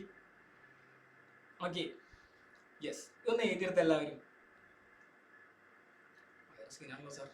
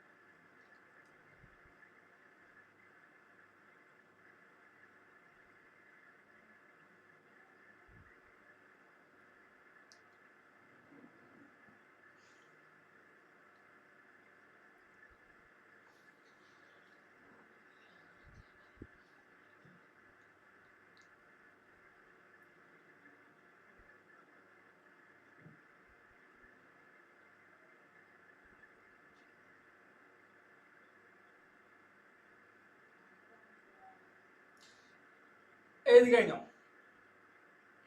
ഓക്കെ, CGS സിസ്റ്റം എന്ന് പറയുന്നത് എന്താണ്? Centimetre, gram, second. Then FPS system എന്ന് പറയുന്നത് foot, pound, second. Then MKS system എന്ന് പറയുന്നത് metre, kilogram, second. Okay, metre, kilogram, second. അപ്പോൾ ഈ CGS സിസ്റ്റം എന്ന് പറയുന്നത് ഉപയോഗിച്ചായിരുന്നു ഏകദേശം എവിടെയായിരുന്നു? നമ്മുടെ ഫ്രാൻസിലൊക്കെ ആയിരുന്നു ഉപയോഗിച്ചായിരുന്നത്. ഓക്കെ, ഫ്രാൻസിലൊക്കെയാണ് ഈ CGS സിസ്റ്റം ഉപയോഗിച്ചിരുന്നത്. ദെൻ FPS സിസ്റ്റം എന്ന് പറയുന്നത് ബ്രിട്ടനിലൊക്കെയാണ് ഉപയോഗിച്ചായിരുന്നത്. ദെൻ ഈ MKS സിസ്റ്റം എന്ന് പറയുന്നത് ഫ്രാൻസിൽ ഉപയോഗിച്ചായിരുന്നു. ഓക്കെ, അപ്പോൾ നമ്മുടെ ഈ ഫ്രാൻസിലുള്ള ഒരാള് അവിടെ ചെന്നിട്ട് നമ്മുടെ ബ്രിട്ടനിൽ ചെന്നിട്ട് അരി അങ്ങേക്ക് വാങ്ങണം. ഓക്കെ, എനിക്കൊരു അരി അല്ല, എന്തെങ്കിലും ഒരു പൊടിയോ അങ്ങനെ അരിപ്പൊടിയോ അങ്ങനെ എന്തെങ്കിലും ഒരു കാര്യം വാങ്ങണം എന്ന് വിചാരിക്കാം. അപ്പൊ ബ്രിട്ടനിലുള്ള ഒരാള് നമ്മുടെ ഫ്രാൻസിൽ പോയിട്ട് എന്ത് ചോദിക്കുന്നു? എനിക്കൊരു 10 പൗണ്ട് അരി വേണം, 10 പൗണ്ട് അരി വേണമെന്ന് പറയും. അപ്പോ ഫ്രാൻസിൽ ആൾ എന്ത് ചെയ്യും? വായ ഒളിച്ചിരിക്കും. അയാൾക്ക് പൗണ്ട് എന്താണെന്ന് അറിയില്ല, അയാള് അളവെടുക്കുന്നത് ഗ്രാമിലാണ്. അപ്പോ അവിടെ എന്തുണ്ടായി? കോംപ്ലിക്കേഷൻസ് ഉണ്ടാവും. ഓക്കെ. ഇനി പറയുന്നത് ബ്രിട്ടനിലുള്ള ഒരാൾ ചെന്നിട്ട് എനിക്കൊരു 10 ഫുട്ടുള്ള കയറ് വേണം. ഫ്രാൻസുകാരനടുത്ത് ചെന്നിട്ട് പോലും പറയാ 10 ഫൂട്ടുള്ള ഒരു കയറ് വേണം എനിക്ക്. അപ്പൊ അങ്ങേര് എന്ത് വിചാരിക്കും? ഫൂട്ടോ അത് സംഭവം വിചാരിക്കും അല്ലെ? സ്വാഭാവികമായിട്ട് എന്ത് വിചാരിക്കും? അങ്ങേരെ എങ്ങനെ അളവെടുക്കാറ്? സെന്റിമീറ്ററിലാണ് അളവെടുക്കാറ്, ഓർ മീറ്ററിലാണ് അളവെടുക്കാറ്. അപ്പൊ അതെന്താണ്? അത് കോംപ്ലിക്കേഷൻസ് വരും. അപ്പോൾ അങ്ങനെ ഒരു കോംപ്ലിക്കേഷൻ ഒഴിവാക്കാൻ വേണ്ടിയിട്ട് ഇന്റർനാഷണലി ആക്സെപ്റ്റഡ് ആയിട്ടുള്ള യൂണിറ്റ് തിരഞ്ഞെടുത്തു. ഓക്കെ. എല്ലാ രാജ്യക്കാർക്കും ആക്സെപ്റ്റഡ് ആയിട്ടുള്ള ഒരു യൂണിറ്റ്. ആ യൂണിറ്റിന് ഒരു പേര് പറയും. ഓക്കെ. ആ യൂണിറ്റിന് ഒരു പേര് പറയും. അതിനെ പറയുന്നതാണ് SI യൂണിറ്റ് എന്ന്. ഓക്കെ. ഇന്റർനാഷണലി ആക്സെപ്റ്റഡ് ആയിട്ട് ഒരു യൂണിറ്റ്. ഇപ്പോ എന്താണ് ഇവിടെ ഇന്ത്യയിൽ നമ്മൾക്ക് ഒരു 10 കിലോ അരി ആണെന്നുണ്ടെങ്കിൽ നമുക്ക് എല്ലാ രാജ്യത്തും പോയിട്ട് 10 കിലോ അരി അതേ ക്വാണ്ടിറ്റിയിൽ വാങ്ങാൻ പറ്റും. അത് എന്തുകൊണ്ടാ? എല്ലാ രാജ്യക്കാരും സെയിം യൂണിറ്റ് പാലിക്കുന്നത് കൊണ്ടാ. ഓക്കെ. ചൈനയിലൊക്കെ ഗ്രാം ആയിരുന്നു പാലിക്കുന്നതെന്നുണ്ടെങ്കിൽ നമ്മ 10 കിലോ അരി എന്ന് പറഞ്ഞാൽ നമുക്ക് ഇത്രയും കിട്ടും. പക്ഷെ അവിടെ നിന്ന് വാങ്ങുമ്പോൾ നമുക്ക് ചിലപ്പോൾ ഇത്രയും കിട്ടുള്ളൂ, സാധനം കുറയും, അല്ലാന്നുണ്ടെങ്കിൽ കൂടും, വളരെ കൂടും. ഓക്കെ. ആ ഒരു ഡിഫറൻസ് ഇല്ലാതിരിക്കാൻ വേണ്ടിയിട്ട് ഇന്റർനാഷണലി എന്ത് അക്സെപ്റ്റ് ചെയ്തു? ഒരു യൂണിറ്റ് തീരുമാനിച്ചു. ഈ യൂണിറ്റ് എല്ലാ രാജ്യക്കാരും പാലിക്കണം എന്നുള്ള നിയമം കൊണ്ടുവന്നു. Okay. The system of unit which is at present internationally accepted for measurement is the international system of unit. അളവുകൾ എടുക്കാൻ വേണ്ടിയിട്ട് ഇന്റർനാഷണലി ആക്സെപ്റ്റ് ചെയ്ത ഒരു സിസ്റ്റത്തിനെ പറയുന്നതാണ് സിസ്റ്റം ഓഫ് യൂണിറ്റ് അഥവാ SI യൂണിറ്റ് എന്ന്. ഓക്കെ. SI unit. അപ്പോൾ SI യൂണിറ്റിലുള്ള യൂണിറ്റ്സ് ആണ് നമ്മൾ ഇന്ത്യയിലും ചൈനയിലും ജപ്പാനിലും ബ്രിട്ടനിലും അമേരിക്കയിലും ഒക്കെ ഉപയോഗിക്കുന്നത്. ഓക്കെ. സിമ്പിളാണ്. ഇതൊക്കെ നിങ്ങൾ 8th സ്റ്റാൻഡേർഡിൽ പഠിച്ചിട്ടുള്ളതാണ്. ഇതൊക്കെ 8th സ്റ്റാൻഡേർഡിൽ പഠിച്ചിട്ടുള്ള കാര്യങ്ങളാണ്. ജസ്റ്റ് ഒന്ന് ആലോചിച്ച് നോക്കിയാൽ മതി പഠിച്ചിട്ടുണ്ടോ. ഞാൻ വീണ്ടും ഒരു കാര്യം പറയുന്നത് എന്താണ്? നിങ്ങളിപ്പോ 9th പഠിച്ച കാര്യങ്ങൾ, 9th പഠിച്ച ഓൾമോസ്റ്റ് കാര്യങ്ങളും +1 കാണും. 10th പഠിച്ച ഓൾമോസ്റ്റ് കാര്യങ്ങളും +2 കാണും. ഓക്കെ. അതാണ് ഇപ്പൊ നിങ്ങൾ കറന്റ് പഠിച്ചുകൊണ്ടിരിക്കുന്ന സിലബസിന്റെ ഒരു പ്രത്യേകത എന്ന് പറയുന്നത്. ഓക്കെ. അപ്പോൾ എന്ത് ചെയ്യാ? പണ്ട് പഠിച്ച കാര്യങ്ങളൊക്കെ ബേസ് ആണ്. +1 ബേസ് ആണ് 8ാം ക്ലാസ്സിലും 9ിലൊക്കെ പഠിച്ചു വന്നത്. അപ്പോൾ അവിടെ ഒക്കെ പഠിച്ച കുഞ്ഞു കുഞ്ഞു കാര്യങ്ങളൊക്കെ നിങ്ങൾക്ക് എന്തായാലും ഇവിടെ ആവശ്യം വരും. ഈ ഫിസിക്സ് എന്ന് പറയുന്നത്, മാത്സ് എന്ന് പറയുന്നതും കെമിസ്ട്രി എന്ന് പറയുന്നത്, സയൻസ് പോലുള്ള സബ്ജക്ട് എന്ന് പറയുന്നത് ഒക്കെ എന്താണ്? കണ്ടിന്യൂവേഷൻ ആണ്. ഓക്കെ. കണ്ടിന്യൂവേഷൻ ആണ്. അതിന്റെ ബാലൻസ് ഇവിടെ ഉണ്ടാകും, എന്തായാലും ഉണ്ടാകും. അപ്പോൾ ആ പഠിക്കുന്നതൊന്നും മറന്നു കളയാൻ വേണ്ടിയിട്ടല്ല, ഓർമ്മയിൽ തന്നെ വെക്കണം. ഓക്കെ. ഈ ചാപ്റ്റർ തിയറി ആയി പഠിക്കുന്നതാണോ? തിയറി മാത്രമല്ല, ചാപ്റ്ററിന്റെ എൻഡിങ്ങിൽ കുറച്ച് കോംപ്ലിക്കേറ്റഡ് ആയിട്ടുള്ള സാധനങ്ങൾ വരും. പക്ഷെ നമുക്ക് സെറ്റാക്കി എടുക്കാം. ഡോണ്ട് വറി, ഞാനില്ലേ, പേടിക്കണ്ട. ഇനി എഴുതി കഴിഞ്ഞല്ലോ. ഇനി വളരെ അടിപൊളിയായിട്ടുള്ള, എനിക്ക് പഠിപ്പിക്കാൻ ഏറ്റവും ഇഷ്ടമുള്ള ഒരു ടോപ്പിക്കാണ് സിഗ്നിഫിക്കൻറ്റ് ഫിഗേഴ്സ് എന്ന് പറയുന്നത്. പഠിച്ചിട്ടുണ്ടാവും, സ്കൂളിൽ പോയിട്ടുണ്ടെങ്കിൽ ഫിസിക്സ് എടുത്ത് തുടങ്ങിയെങ്കിൽ അതായിരിക്കും ചിലപ്പോൾ ആദ്യമേ സ്റ്റാർട്ട് ആക്കിയിട്ടുണ്ടാവുക. സിഗ്നിഫിക്കൻറ്റ് ഫിഗേഴ്സ് നിങ്ങൾക്ക് വളരെ സിമ്പിളായിട്ട് 4 2 മാർക്ക് വാങ്ങാൻ സാധിക്കുന്ന ഒരു ടോപ്പിക്കാണ് സിഗ്നിഫിക്കൻറ്റ് ഫിഗേഴ്സ് എന്ന് പറയുന്നത്. ഒറ്റ ഒരു നമ്പർ 5 ആണെങ്കിൽ 5, 2 ആണെങ്കിൽ 2, ആ നമ്പർ എഴുതിക്കൊണ്ട് നിങ്ങൾക്ക് 1 മാർക്ക് 2 മാർക്ക് 3 മാർക്കൊക്കെ വാങ്ങാൻ പറ്റും. പേടിപ്പിക്കുന്നതല്ലടോ, സിമ്പിൾ ആണെന്ന് പറയുന്നത്. അപ്പോൾ വളരെ എളുപ്പമുള്ള, നന്നായിട്ട് ശ്രദ്ധിച്ചിരുന്നു കഴിഞ്ഞിട്ടുണ്ടെങ്കിൽ മനസ്സിലാക്കാവുന്ന ഒരു ടോപ്പിക്കാണ് അടുത്തത് എടുക്കാൻ പോകുന്നത്. ഓക്കെ. ഇത് എഴുതി കഴിഞ്ഞാലോ അല്ലെ? Significant figures. Okay. Significant figures. ഈ സിഗ്നിഫിക്കൻറ്റ് ഫിഗേഴ്സിന് പറയുകയാണെന്നുണ്ടെങ്കിൽ സിമ്പിളായിട്ടൊരു ഡെഫിനിഷൻ ഞാൻ പറഞ്ഞുതരാം. ദെൻ എക്സാമ്പിൾ കാണിക്കുന്നെങ്കിൽ കുറച്ചും കൂടി വ്യക്തമാവും. The reliable digit plus the first uncertain digit in a measurement are known as significant or significant digits or significant figures. Okay. Reliable എന്ന് പറഞ്ഞു കഴിഞ്ഞിട്ടുണ്ടെങ്കിൽ യഥാർത്ഥത്തിൽ നമുക്ക് കറക്റ്റ് ആയിട്ട് തന്നെ കാൽക്കുലേറ്റ് ചെയ്യാൻ പറ്റും. ശരിക്കും അവരവിടെ ഉണ്ട്, ഉറപ്പിച്ചു, അവരവിടെ ഉണ്ട്. അൺസർട്ടൈൻ എന്ന് പറഞ്ഞാൽ നമുക്ക് ഉറപ്പില്ല, അവിടെ ഉണ്ടാകാം ഉണ്ടാവാതിരിക്കാം എന്നുള്ള വാല്യൂസ് ആണ്. ഓക്കെ. ഉണ്ടാകാം ഉണ്ടാവാതിരിക്കാം എന്നുള്ള വാല്യൂസ് ആണ്. ഇപ്പോൾ ഞാനൊരു ഉദാഹരണം കാണിച്ചു തരാം. ഇത് എഴുതിയിരിക്കുന്നതിന് മുന്നേ ഒരു ഉദാഹരണം കാണിച്ചു തരാം. ഒരു സ്കെയിൽ എടുത്തു ഞാൻ. ഓക്കെ, ഒരു സ്കെയിൽ എടുത്ത് വെച്ചിരിക്കുക. ദെൻ ഞാനൊരു ലെങ്ത് അടയാളപ്പെടുത്തി. ഓക്കെ, ലെങ്ത് ഞാൻ അടയാളപ്പെടുത്തി. മീറ്റർ സ്കെയിലാണ്. ലെങ്ത് അടയാളപ്പെടുത്തി, മീറ്ററിൽ പറഞ്ഞാൽ മതി. ഓക്കെ, ഇത് എത്രയാണ്? ഇതൊരു വയറാണെന്ന് വിചാരിക്കുക. ഞാൻ വരച്ച് വെച്ചിരിക്കുന്ന ഒരു വയറാണ്. ഈ വയറിന്റെ കറക്റ്റ് ലെങ്ത് പറയാൻ പറ്റുന്നവര് പറഞ്ഞേ. കറക്റ്റ് ലെങ്ത് പറയാൻ പറ്റുന്നവര് പറഞ്ഞേ. വേണമെങ്കിൽ സൂം ചെയ്ത് കാണിച്ചു തരാം.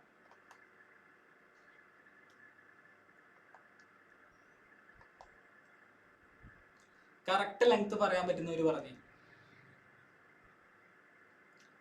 60 സെന്റിമീറ്റർ. സെന്റിമീറ്ററിൽ പറഞ്ഞു, കുഴപ്പമില്ല. 60 സെന്റിമീറ്റർ പറഞ്ഞോ. 60 സെന്റിമീറ്റർ എന്ന് പറഞ്ഞു. ആരാണ് പറഞ്ഞത്? ആരാധ്യാണ് പറഞ്ഞത്. ഷാഹിദ് പറഞ്ഞ് 80. ഡാഡ അവിടെ കളിക്കാണ്ട് കറക്റ്റ് ആയിട്ട് നോക്കി പറഞ്ഞു. കണ്ണ് തുറന്ന് നോക്കി പറഞ്ഞു, അല്ലെങ്കിൽ കണ്ണ് തിരിഞ്ഞ് നോക്കി പറഞ്ഞേ. ഷാഹിദ് 61 സെന്റിമീറ്റർ. എന്നാലും കറക്റ്റ് ആയിട്ട് പോരുന്നില്ല. 62 സെന്റിമീറ്റർ. ഓക്കെ, വിട്ടു. ഇത് വിട്ടു. എനിക്കിതല്ല വേണ്ടത്. അത് മാച്ചളഞ്ഞു. ദെൻ ഇതേ സ്കെയിൽ ഞാൻ വേറെ തന്നെ വരച്ചു. സ്കെയിലാണെന്ന് വിചാരിക്കുക.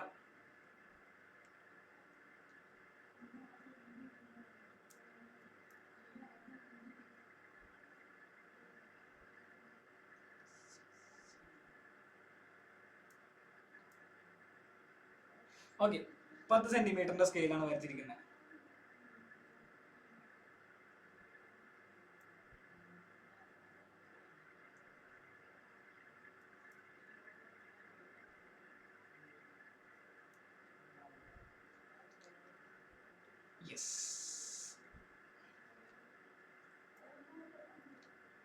സ്കെയിൽ വരച്ചു.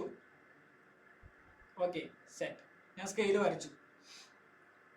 ദെൻ ഞാൻ വയറ് എക്സ്ട്രാ എടുത്തു. ഇതിന് കറക്റ്റ് ആയിട്ട് പറഞ്ഞു. നിങ്ങൾ ആർക്കൊക്കെ കറക്റ്റ് ആയിട്ട് പറയാൻ പറ്റും? കറക്റ്റ് ആയിട്ട് പറഞ്ഞു. 6.2. നോക്കി പറയും.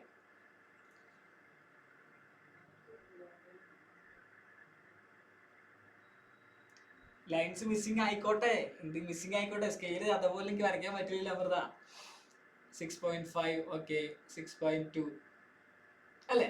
എല്ലാവരും പറഞ്ഞു 6.5 കിട്ടിയിട്ടുണ്ട്, 6.2 കിട്ടിയിട്ടുണ്ട്. ഓക്കെ, പക്ഷെ നിങ്ങൾക്ക് എല്ലാവർക്കും 6 എന്നുള്ളത് എല്ലാവരും സെയിം ആണ്. അതിൽ യാതൊരു മാറ്റമില്ല. നിങ്ങളുടെ കമന്റ്സിൽ എല്ലാവരും പക്കയായിട്ട് 6 പറഞ്ഞിട്ടുണ്ട്. പിന്നെ പോയിന്റ് കഴിഞ്ഞിട്ടുള്ള വാല്യൂ ആണ് നിങ്ങൾക്ക് കറക്റ്റ് ആയിട്ട് പറയാൻ പറ്റാത്തത്. 2 ചിലർ പറഞ്ഞവരുണ്ട്, 5 പറഞ്ഞവരുണ്ട്. ഓക്കെ, കറക്റ്റ് ആയിട്ട് പറയാൻ പറ്റാത്ത വാല്യൂ എന്താണ്? ആ സ്മോൾ വാല്യൂ ആണ്. അതിനെയാണ് എന്ത് പറയുന്നത്? അൺസർട്ടൈൻ നമ്പർ എന്ന് പറയുന്നത്. എല്ലാവരും ഒരേപോലെ പറഞ്ഞത് 6 ആണ്. അതെന്താണ്? റിലയബിൾ നമ്പർ ആണ്, റിലയബിൾ ഫിഗർ ആണ്. അപ്പൊ ഒരു സിഗ്നിഫിക്കന്റ് ഫിഗർ എന്ന് പറയുമ്പോൾ reliable plus uncertain. Okay, reliable ആയിട്ടുള്ളതും അൺസർട്ടൈൻ ആയിട്ടുള്ള നമ്പറിനെ ആഡ് ചെയ്യല്ല, ഒരുമിച്ച് പറയുന്നതാണ് സിഗ്നിഫിക്കന്റ് ഫിഗേഴ്സ് എന്ന് പറയുന്നത്. വാല്യൂ ഉള്ള നമ്പേഴ്സ്, ഒരു അൺസർട്ടൈൻ നമ്പറിനെയും ഒരു റിലയബിൾ നമ്പറിനെയും ആഡ് ചെയ്ത് പറയുന്നതാണ്, കൂട്ടി ഒരുമിച്ച് പറയുന്നതാണ് സിഗ്നിഫിക്കന്റ് ഫിഗേഴ്സ്. മനസ്സിലായില്ലേ സിഗ്നിഫിക്കന്റ് ഫിഗർ എന്താണെന്നുള്ളത്? റിലയബിൾ എന്ന് പറഞ്ഞാൽ ആരുടെയും മാറിയിട്ടില്ല. നിങ്ങളുടെ കമന്റ്സിൽ ഒന്നും 6 എന്നുള്ളതിന് യാതൊരു മാറ്റില്ല. കറക്റ്റ് 6 നിങ്ങൾക്ക് ഉറപ്പാണ്. നിങ്ങൾക്ക് ഉറപ്പുള്ള നമ്പേഴ്സ് എന്താണ്? 6. ദെൻ നിങ്ങൾക്ക് ഉറപ്പില്ലാത്ത നമ്പേഴ്സ് ചിലപ്പോൾ 2 ആകാം, 3 ആകാം, 4 ആകാം, 1 ആകാം. അത് നിങ്ങൾക്ക് ഉറപ്പില്ല. അങ്ങനെ ഉറപ്പില്ലാത്ത നമ്പേഴ്സ് ആണ് അൺസർട്ടൈൻ നമ്പർ. ഈ reliable number plus uncertain number ഇവരെ ഒരുമിച്ച് എഴുതുന്നതാണ് സിഗ്നിഫിക്കന്റ് ഫിഗർ എന്ന് പറയുന്നത്.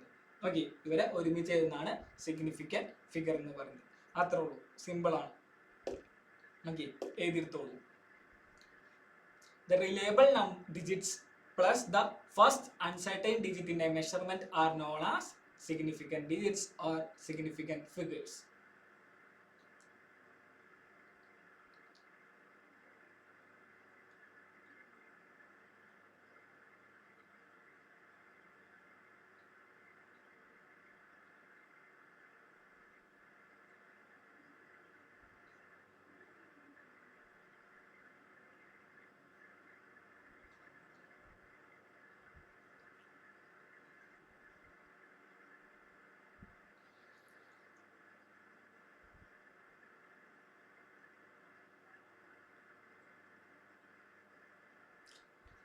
ഹദിയാണോ ക്യാമറ ഓഫ് ചെയ്തിരിക്കുന്നത്? ഓഫാണല്ലോ.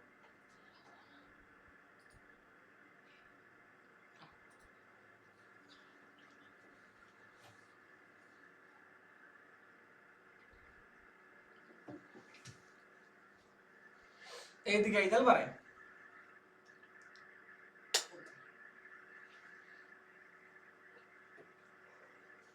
എഴുതി കഴിഞ്ഞു. സെറ്റ്. Okay, set.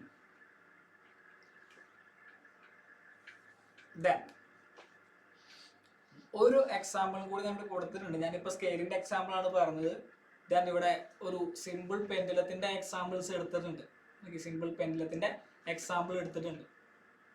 ഓക്കെ, ഒരു സിമ്പിൾ പെൻഡുലത്തിന് എന്താ പറയുന്നത്?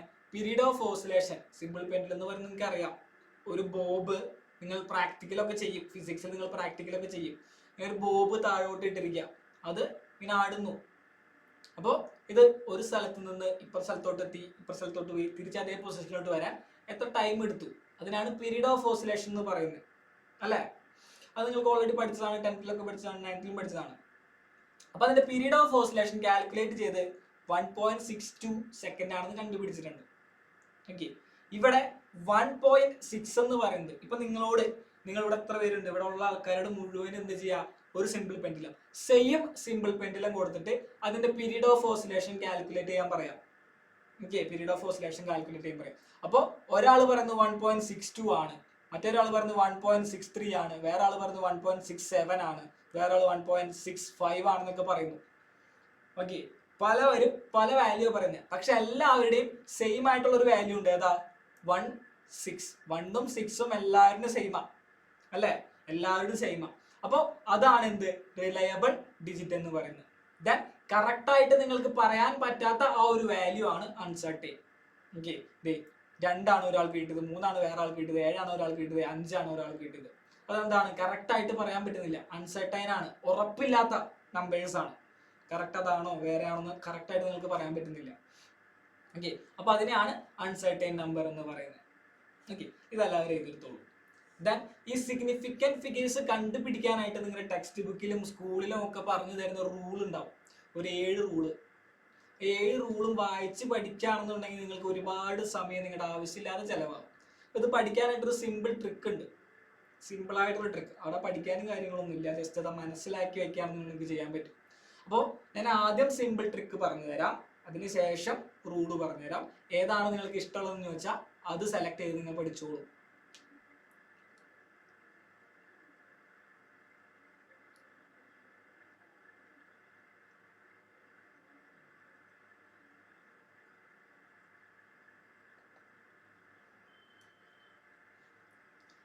രണ്ട് കഥ എല്ലാം പറയൂ സാർ.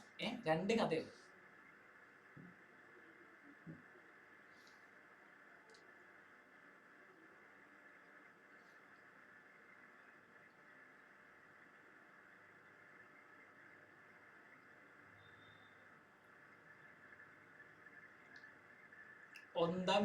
ഒന്നുമില്ല എന്നാ നീ ഉദ്ദേശിച്ചേ?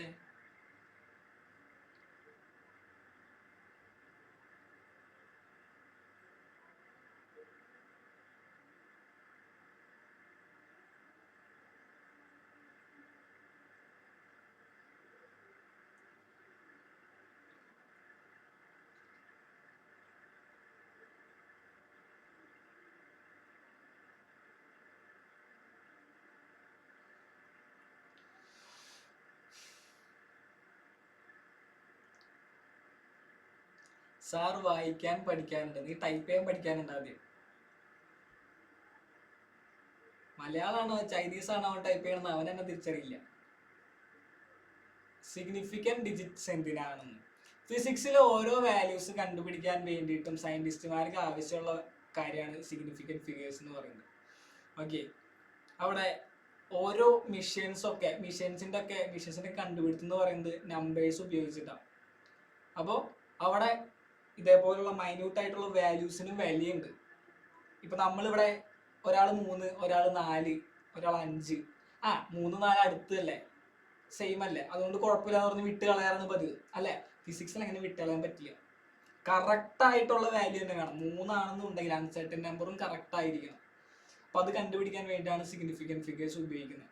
ഓരോ മെഷീൻസിലും ഇപ്പൊ ഒരു മെഷീനിൽ ഒരു ചിഹ്ന എന്താ പറയാ, ഒരു ടയർ ഉണ്ടാക്കുന്ന കമ്പനിയിൽ ഒരു ടയർ ടെസ്റ്റ് ചെയ്യാണ്. അപ്പോൾ അതൊരു 0.0001% അത് എന്താണ്, ഒരു സെക്ഷനിൽ വർക്ക് ചെയ്തപ്പോൾ അത് കേടാണെന്ന് തിരിച്ചറിഞ്ഞു. 0.0001 നമ്മൾ നോക്കുമ്പോൾ ഭയങ്കര ചെറിയ വാല്യൂ അല്ലേ.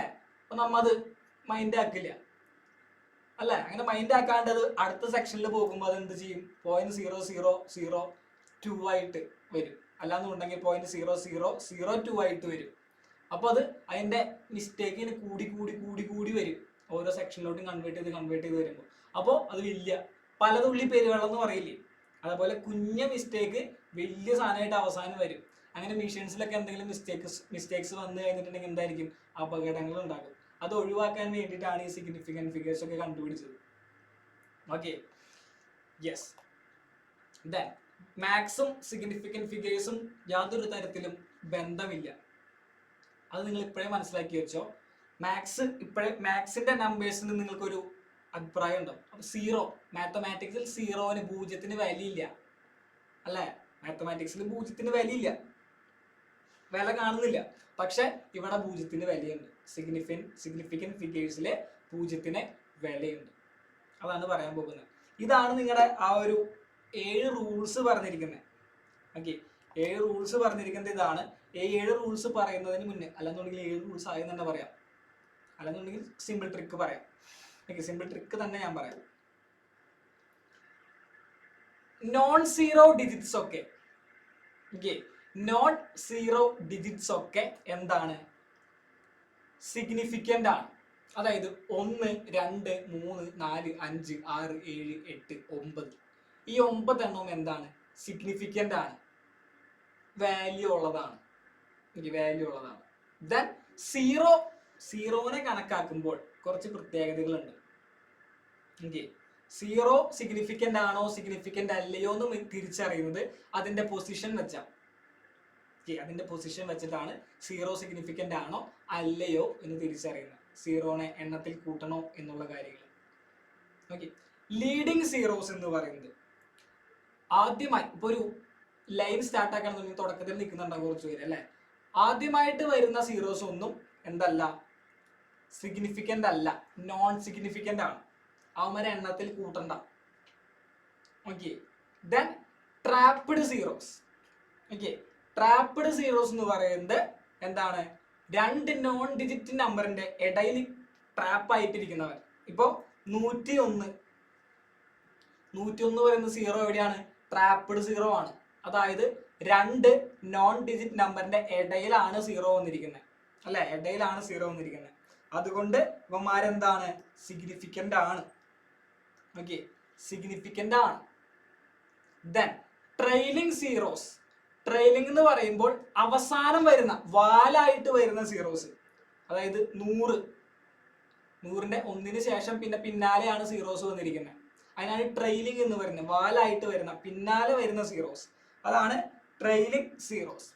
ഈ ട്രെയിലിംഗ് സീറോസ് സിഗ്നിഫിക്കൻ്റ് ആണോ അല്ലയോ എന്ന് കണക്കാക്കുന്നത് ആ ഒരു ഡിജിറ്റിലുള്ള ഡെസിമൽ പോയിന്റ് വെച്ചിട്ടാണ്. ഡെസിമൽ പോയിന്റ് ഉണ്ടെങ്കിൽ അത് സിഗ്നിഫിക്കൻ്റ് ആണ്. ഡെസിമൽ പോയിന്റ് ഇല്ല എന്നുണ്ടെങ്കിൽ അത് സിഗ്നിഫിക്കൻ്റ് അല്ല. ഓക്കെ, സിഗ്നിഫിക്കൻ്റ് അല്ല. ഇതാണ് സിമ്പിൾ ട്രിക്ക്. ഒറ്റയടിക്ക് ആ 7 പോയിന്റ്സും റൂൾസും സിമ്പിൾ ആയിട്ട് പറഞ്ഞു. നിങ്ങൾക്ക് ഒന്നും മനസ്സിലായിട്ടുണ്ടാവില്ല എന്ന് എനിക്കറിയാം, ഉറപ്പാണ്. ഈ സിഗ്നിഫിക്കൻ്റ് വെറുതെ എന്തൊക്കെ സിഗ്നിഫിക്കൻ്റ് അല്ല എന്ന് പറഞ്ഞു പോകുന്നുണ്ട് അല്ലേ. അതെ, ഓക്കെ, എക്സാമ്പിൾസ് കാണിച്ചു തരാം. ഓക്കെ, എക്സാമ്പിൾസ് നോക്കാം. എക്സാമ്പിൾസ് നോക്കുമ്പോൾ കുറച്ചുകൂടെ വ്യക്തത വരും, ശ്രദ്ധിച്ചിരുന്നോളൂ. ഓക്കെ, കുറച്ച് നമ്പേഴ്സ് കൊടുത്തിട്ടുണ്ട്. എത്ര സിഗ്നിഫിക്കൻറ്റ് ഫിഗേഴ്സ് ഉണ്ടെന്ന് നമുക്ക് എണ്ണണം. ഞാൻ ആദ്യം പറഞ്ഞ റൂൾ എന്തായിരുന്നു, ഫസ്റ്റ് റൂൾ എന്തായിരുന്നു, നോൺ സീറോ ഡിജിറ്റ്സ് എല്ലാനും സിഗ്നിഫിക്കൻ്റ് ആണ് അല്ലെ. 1, 2, 3, 4, 5, 6, 7, 8, 9 ഒക്കെ സിഗ്നിഫിക്കൻ്റ് ആണ്. അതാണ് ഞാൻ പറഞ്ഞായിരുന്നത്. അപ്പോൾ ഫസ്റ്റ് നമ്പറിൽ എത്ര സിഗ്നിഫിക്കൻറ്റ് ഫിഗർ ഉണ്ട്, നോൺ സീറോ ഡിജിറ്റ് ആണ് അല്ലെ. 4 നോൺ സീറോ ഡിജിറ്റ് ആണ്. 6 നോൺ സീറോ ഡിജിറ്റ് ആണ്, സീറോ അല്ലാത്ത ഡിജിറ്റ് ആണ്. 8 നോൺ സീറോ ഡിജിറ്റ് ആണ്. അപ്പൊ ഇവിടെ മൊത്തം 4 സിഗ്നിഫിക്കന്റ് ഫിഗേഴ്സ് ആണുള്ളത്. 4 എണ്ണം. ഓക്കെ, 4 സിഗ്നിഫിക്കന്റ് ഫിഗേഴ്സ് ആണുള്ളത്. ദെൻ രണ്ടാമത്തോട്ട് കിടക്കുമ്പോൾ ആദ്യം തന്നെ നോൺ സീറോ ഡിജിറ്റ്സ് ഉണ്ടോന്ന് എണ്ണ. ദേ 5 നോൺ സീറോ ആണ്, ഒരെണ്ണായി. 6 നോൺ സീറോ ആണ്, 3 നോൺ സീറോ ആണ്, 2 നോൺ സീറോ ആണ്. അപ്പോ 4 നോൺ സീറോ ഡിജിറ്റ് ഉണ്ട്, എണ്ണി വെച്ചു. ഓക്കെ, കഴിഞ്ഞിട്ടില്ല. ട്രാപ്പഡ് സീറോസ് ഉണ്ടല്ലേ, അതെ 2 നോൺ സീറോന്റെ ഇടയിൽ ഇവിടെയും ഇവിടെയും ഒക്കെ ട്രാപ്പായിട്ട്, ഉള്ളിൽ ട്രാപ്പായിട്ട് പെട്ടിരിക്കുന്ന സീറോസ് ഉണ്ട് അല്ലെ. അപ്പോൾ ട്രാപ്പഡ് സീറോസ് എന്ന് പറയുന്നത് എന്താണ്? സിഗ്നിഫിക്കന്റ് ആണ്. ഓക്കെ, ട്രാപ്പഡ് സീറോസ് എന്ന് പറയുന്നത് സിഗ്നിഫിക്കന്റ് ആണ്. അപ്പോ ഇവിടെ എത്ര കിട്ടും? ഇതും സിഗ്നിഫിക്കന്റ് ആണ്, ഇതും സിഗ്നിഫിക്കന്റ് ആണ്. 6 സിഗ്നിഫിക്കന്റ് ഫിഗേഴ്സ് ഉണ്ട് ഇവിടെ. ഓക്കെ, 6 സിഗ്നിഫിക്കന്റ് ഫിഗേഴ്സ് ഉണ്ട്. കഴിഞ്ഞത് സീറോ ട്രാപ്പഡ് ആണ്. പോയിന്റ്, ഡെസിമൽ പോയിന്റ് ട്രാപ്പഡ് സീറോസിൽ ഡെസിമൽ പോയിന്റ് ഉണ്ടോ ഇല്ലെന്ന് നോക്കണ്ട. ട്രാപ്പഡ് ആണോ അത് സിഗ്നിഫിക്കന്റ് ആണ്. ഓക്കെ, ദെൻ ഡെസിമൽ നോക്കേണ്ട കാര്യം ട്രെയിലിംഗ് വരുമ്പോഴാണ്, ട്രെയിലിംഗ് സീറോസ് വരുമ്പോഴാണ് ഡെസിമൽ നോക്കേണ്ടത്. ഓക്കെ, ഇവിടെ ഒന്നും ട്രെയിലിംഗ് സീറോസ് വന്നിട്ടില്ല. രണ്ടാമത്തേൽ ട്രെയിലിംഗ് സീറോസ് വന്നിട്ടില്ല, പിന്നാലെ വാല്യൂ പോലെ സീറോസ് വന്നിട്ടില്ല. ഓക്കെ, ദെൻ മൂന്നാമത്തെ ലീഡിങ് സീറോസ്, അതായത് ആദ്യം വരുന്നവരൊക്കെ ലീഡിങ് സീറോസ്, ആദ്യം വരുന്നവരൊക്കെ എന്താണ്? നോൺ സിഗ്നിഫിക്കന്റ് ആണ്. അവന്മാരെ കൂട്ടത്തിൽ കൂട്ടണ്ട അല്ലേ. നോക്കിക്കേ, ആദ്യം 2 എണ്ണം വന്നിട്ടുണ്ട്, കൂട്ടത്തിൽ കൂട്ടണ്ട. ലീഡിങ് സീറോസ് ആണ്. ഫസ്റ്റ് തന്നെ വരുന്നവന്മാരെ കൂട്ടത്തിൽ കൂട്ടണ്ട. 8 എന്ന് പറയുന്നത് എന്താണ്?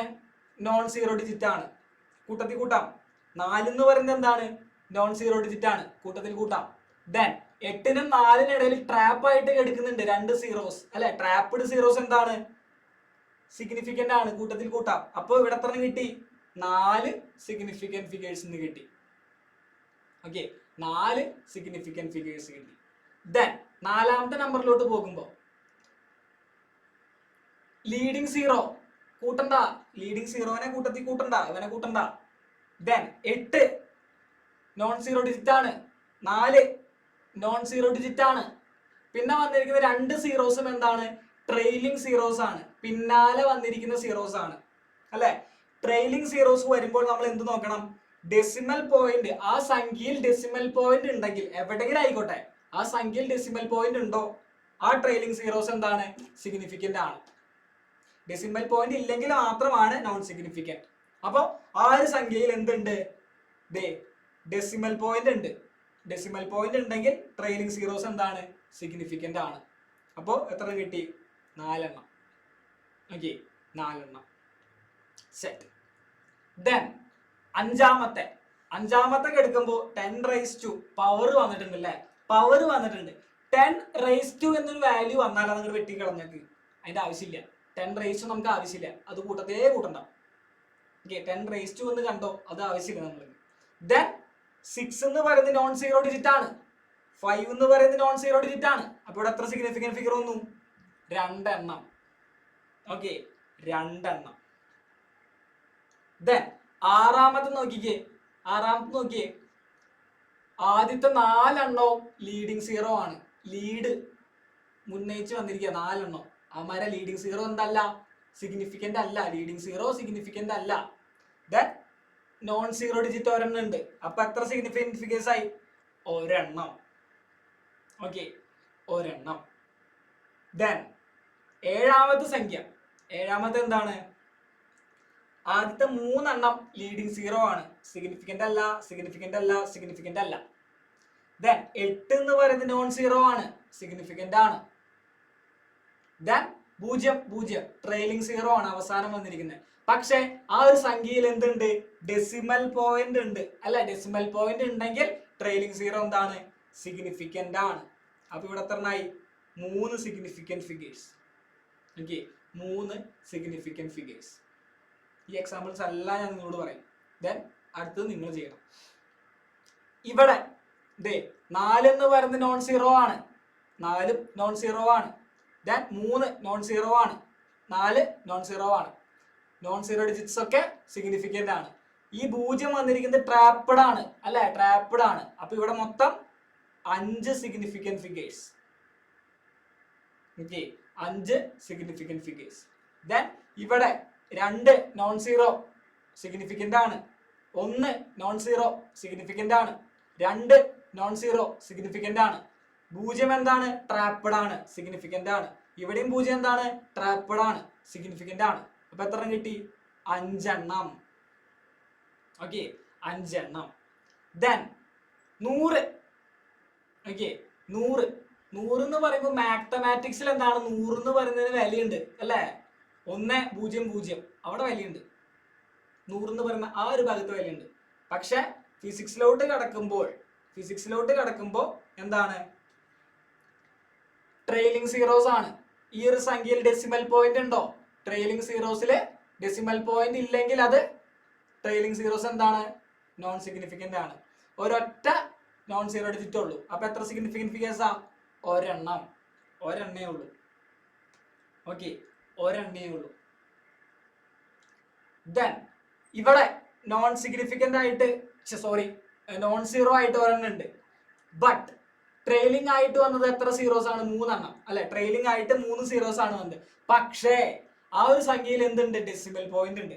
അപ്പോ ഇമാര് 3 പേരും സിഗ്നിഫിക്കന്റ് ആണ്. 4 എണ്ണം. Okay, 4 significant figures.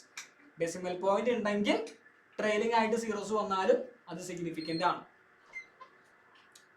Okay, decimal point ഉണ്ടെങ്കിലും ഇല്ലെങ്കിലും ലീഡിംഗ് ആയിട്ട് വരുന്ന സീറോസ് ഒന്നും സിഗ്നിഫിക്കന്റ് അല്ല.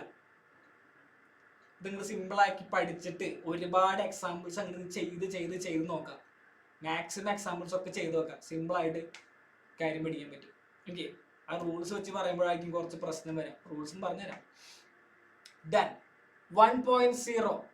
ഓക്കെ, 1.0 ഈ മാത്തമാറ്റിക്സിൽ 100.0 എന്ന് പറയുന്നത് അവസാനം പോയിന്റ് വരുന്ന 0ന് വിലയില്ല അല്ലേ? വിലയില്ല. പക്ഷെ ഇവിടെ എന്താണ്? വിലയുണ്ട്. ഫിസിക്സിൽ അതിന് വിലയുണ്ട്. അത് സിഗ്നിഫിക്കന്റ് ഫിഗർ ആയിട്ടാണ് കൂട്ടിയിരിക്കുന്നത്. കണ്ടോ? 4 എണ്ണം എന്ന് പറഞ്ഞ് കൂട്ടിയിട്ടുണ്ട്. ഓക്കെ, ഇവിടെ 1 കഴിഞ്ഞിട്ട് വരുന്ന 0ന് മാത്തമാറ്റിക്സിൽ വിലയില്ല. ഫിസിക്സിൽ എന്തുണ്ട്? വിലയുണ്ട്. ഓക്കെ, ട്രെയിലിംഗ് സീറോ ആണ്. പക്ഷെ ഡെസിമൽ പോയിന്റ് ഉള്ളത് കൊണ്ട് ട്രെയിലിംഗ് സീറോ സിഗ്നിഫിക്കന്റ് ആണ്. നോൺ സീറോ ഡിജിറ്റ് 1 സിഗ്നിഫിക്കന്റ് ആണ്. എത്ര എണ്ണം? 2 എണ്ണം. ഇവിടെ ഒരെണ്ണം. ദെൻ ലീഡിംഗ് സീറോ ആണ്. ലീഡിംഗ് സീറോ സിഗ്നിഫിക്കന്റ് അല്ല അല്ലേ? ലീഡിംഗ് സീറോ സിഗ്നിഫിക്കന്റ് അല്ല. അപ്പൊ അത് കൂട്ടണ്ട. ഒരു നോൺ സീറോ ഡിജിറ്റ് ഉള്ളൂ. അപ്പോ എത്ര സിഗ്നിഫിക്കന്റ് ഫിഗേഴ്സ്? ഒരെണ്ണം. കണ്ടോ? ഓക്കെ, ദെൻ ഇവിടെ ഒരെണ്ണം കൂടി ഉണ്ടല്ലേ? Leading zero. ഡെസിമൽ പോയിന്റ് ഉണ്ടെങ്കിലും ഇല്ലെങ്കിലും ലീഡിംഗ് സീറോ സിഗ്നിഫിക്കന്റ് അല്ല. ബട്ട് ട്രെയിലിംഗ് സീറോ എന്താണ്? ഡെസിമൽ പോയിന്റ് ഉള്ള പക്ഷം സിഗ്നിഫിക്കന്റ് ആണ്. ഇത് സിഗ്നിഫിക്കന്റ് ആണ്, ഇത് സിഗ്നിഫിക്കന്റ് ആണ്, ഇത് സിഗ്നിഫിക്കന്റ് ആണ്, ഇത് സിഗ്നിഫിക്കന്റ് ആണ്. അപ്പൊ എത്ര എണ്ണമായി? 4 എണ്ണം. കണ്ടോ? ഇതാണ് സിഗ്നിഫിക്കന്റ് ഫിഗേഴ്സ് എന്ന് പറയുന്നത്. ഓക്കെ, സിഗ്നിഫിക്കന്റ് ഫിഗേഴ്സ് എന്ന് പറയുന്നത്. ഓക്കെ, സിമ്പിൾ ആണ്. എല്ലാവരും ഈ ട്രിക്ക് അങ്ങോട്ട് എഴുതിയിടുക. സിമ്പിൾ ട്രിക്ക് എന്ന് പറഞ്ഞ് ഹെഡിങ് കൊടുത്തിട്ട് സിഗ്നിഫിക്കന്റ് ഫിഗേഴ്സ് സിമ്പിൾ ട്രിക്ക് എന്ന് പേര് കൊടുത്തിട്ട് എഴുതി വെച്ചോ. നോൺ സീറോ ഒക്കെ സിഗ്നിഫിക്കന്റ് ആണ്.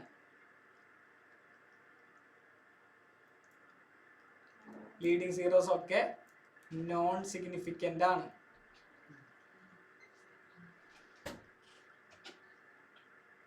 ട്രാപ്ഡ് സീറോസ് ഒക്കെ സിഗ്നിഫിക്കന്റ് ആണ്. ട്രെയിലിംഗ് സീറോസിൽ ഡെസിമൽ ഉണ്ടെങ്കിൽ അത് സിഗ്നിഫിക്കന്റ് ആണ്.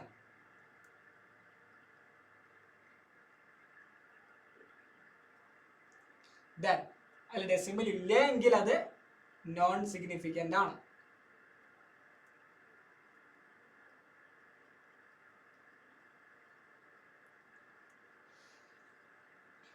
Okay, set.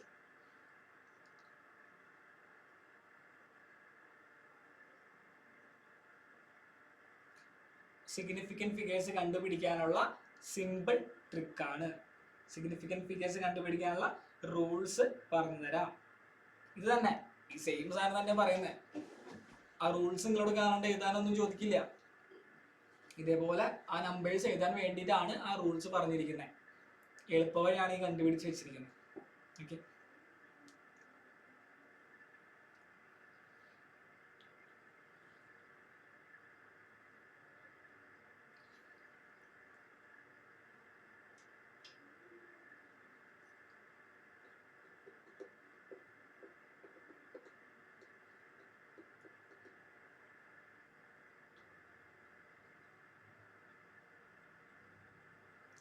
എഴുതി കഴിഞ്ഞു, എല്ലാവരും എഴുതി കഴിഞ്ഞു അല്ലേ? എല്ലാവരും എഴുതി കഴിഞ്ഞു.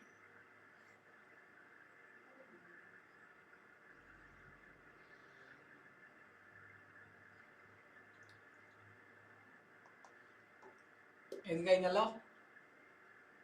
ഓക്കെ, ഇതൊന്ന് സ്ക്രീൻഷോട്ട് ചെയ്ത് വെച്ചിട്ടുണ്ടെങ്കിൽ വൃത്തിയിലില്ല അല്ലേ? സ്ക്രീൻഷോട്ട് ചെയ്ത് വെച്ചോ, നോക്കിക്കഴിഞ്ഞാൽ നിങ്ങൾക്ക് മനസ്സിലാവുന്നില്ലേ? എക്സാമ്പിൾസ് ആണ്, നിങ്ങൾക്ക് പിന്നെ എപ്പോഴെങ്കിലും നോക്കാം. ഓക്കെ, ജസ്റ്റ് സ്ക്രീൻഷോട്ട് ചെയ്ത് വെച്ചോ, അടുത്തത് നിങ്ങൾ എഴുതണം. ഓക്കെ,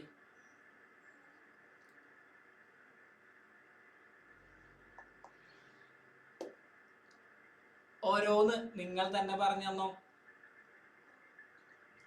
ഫസ്റ്റ് വൺ ഞാൻ ഓരോരുത്തരെ വിളിക്കാം, ഇതായിരിക്കും ബെറ്റർ. സാർ ഓരോരുത്തരെ വിളിച്ചോളൂ. ബിബിനെ ഫസ്റ്റ് വൺ എത്രയാണ് വരുന്നത്? ഫസ്റ്റ് നമ്പറിൽ എത്ര?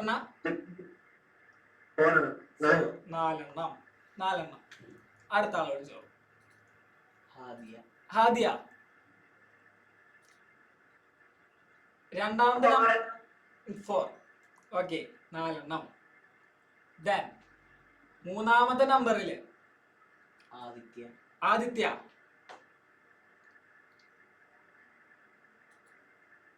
എവിടെ ആദിത്യ? പോയോ? അടുത്ത ആൾ വിളിച്ചോളൂ. തോമസ്.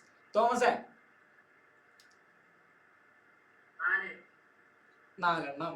ഓക്കെ, ദെൻ അടുത്ത ആള് സെൽവകുമാറെ. എത്ര?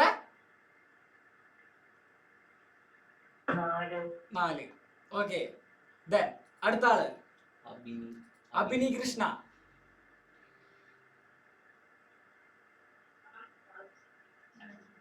അഭിനിയാണോ? അഭിനി.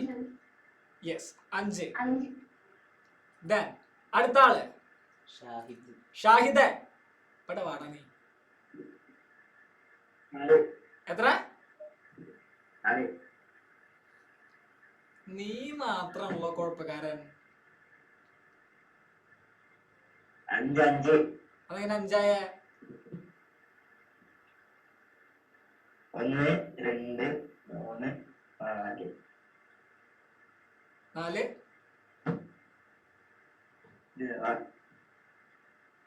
ഞാൻ എത്രയും നേരം എക്സാമ്പിൾസും റൂൾസും സിമ്പിൾ ട്രിക്കും ഒക്കെ പറഞ്ഞു തന്നിട്ട്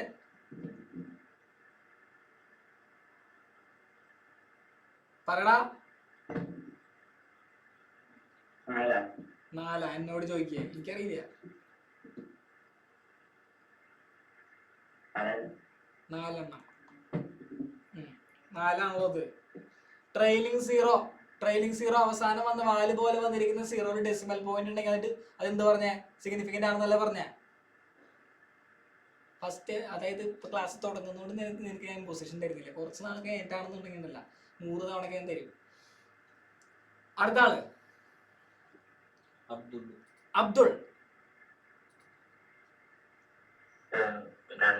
2.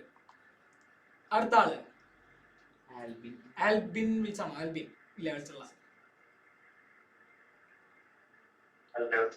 എത്ര?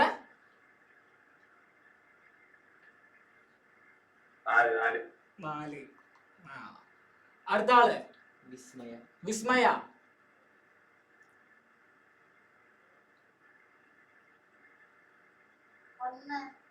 1. കണ്ണ് തുറന്ന് നോക്കിയേ. 1. എത്ര?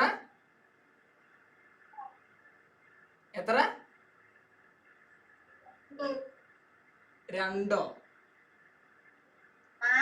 ആ 4 അങ്ങനെ പറ. സാർ അടുത്ത ആള്. വൈഗ. യെസ് 3. അടുത്ത ആള് ആഗ്നസ്.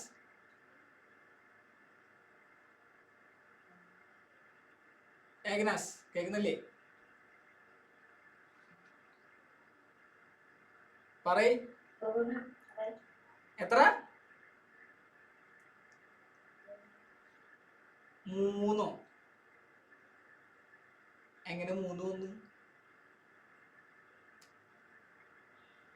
എങ്ങനെ 3 വന്നു? എത്ര നോൺ സീറോ ഉണ്ട് അവിടെ? എത്ര നോൺ സീറോ ഡിജിറ്റ് ഉണ്ട്? എന്തെങ്കിലും പറയ്, അല്ലെങ്കിൽ നെറ്റ് പോയതാന്ന് വിചാരിച്ചിരിക്കുന്നേ. കേൾക്കുന്നില്ല, ഒന്നും പറയുന്നത് കേൾക്കുന്നില്ല. ആഗ്നസ് എന്തെങ്കിലും പറയുന്നുണ്ടോ? എത്ര നോൺ സീറോ ഡിജിറ്റ് ഉണ്ട് അവിടെ? സീറോ അല്ലാത്ത എത്ര ഡിജിറ്റ് ഉണ്ട് അവിടെ? 3 അവിടെ. ഞാൻ പറഞ്ഞു 10 എന്നൊരു വാല്യൂ വന്നു കഴിഞ്ഞിട്ടുണ്ടെങ്കിൽ അത് കൂട്ടണ്ടെന്ന് പറഞ്ഞായിരുന്നു. 10 എന്ത് വന്നാലും അതിനെ കണക്കാക്കണ്ടെന്ന് പറഞ്ഞായിരുന്നു. ഇനി എത്ര ഉണ്ടെന്ന് പറഞ്ഞേ? 2. അടുത്ത ആള്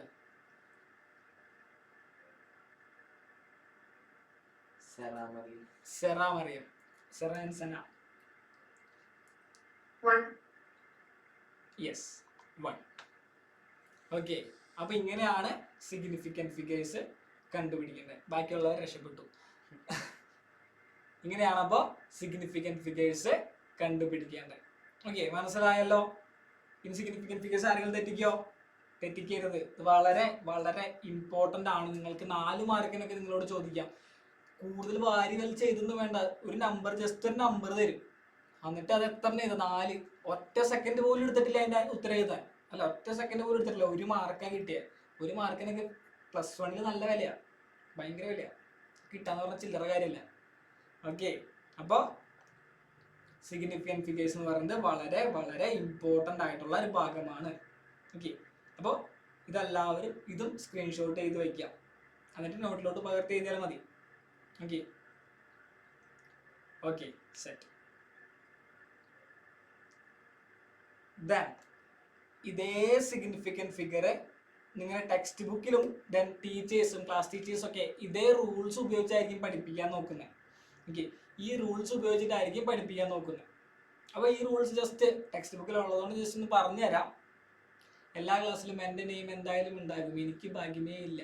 എല്ലാ ക്ലാസ്സിലും നെയിം ഉണ്ടാകും, പക്ഷെ കറക്റ്റായിട്ട് പറയാനൊന്നും കുഴപ്പമില്ലല്ലോടാ ഷഹിദ. ഓക്കെ, അപ്പോൾ ടെക്സ്റ്റ് ബുക്കിലും സ്കൂളിലും ഈ റൂൾസ് ആയിരിക്കും പറയുന്നത്. ചിലപ്പോൾ ടീച്ചേഴ്സൊക്കെ നിങ്ങളോട് ഈ റൂൾസ് എന്താ കാണാപ്പാടം പഠിച്ചിട്ട് വരാനൊക്കെ പറയും. കാണാപ്പാടം പഠിക്കേണ്ട ആവശ്യമൊന്നുമില്ല.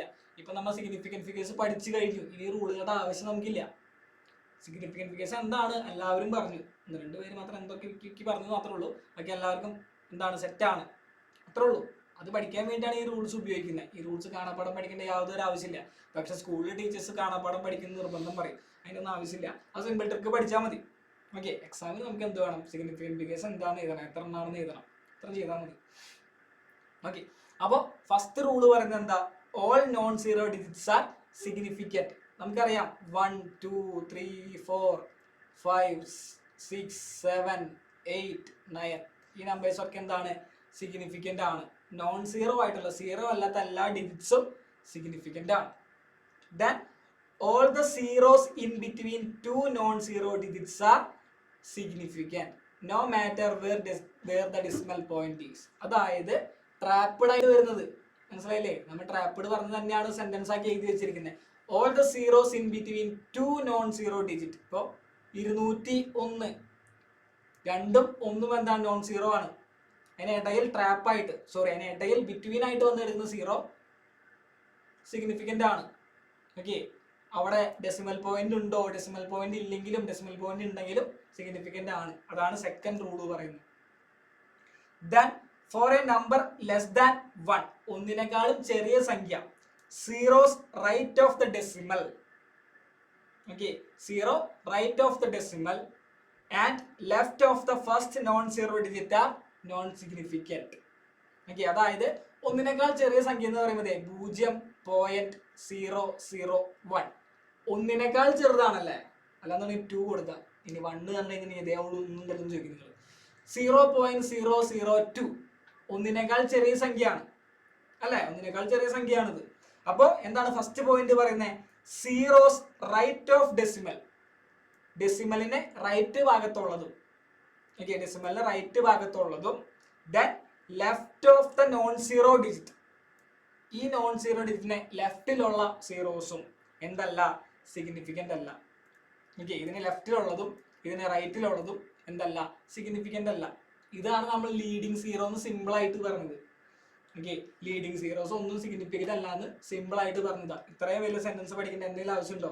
ലീഡിങ് സീറോസ് ഒന്നും സിഗ്നിഫിക്കന്റ് അല്ലെന്ന് പറഞ്ഞാൽ മതി. അതാണ് സിമ്പിൾ ട്രിക്ക് എന്ന് പറയുന്നത്. Okay, set.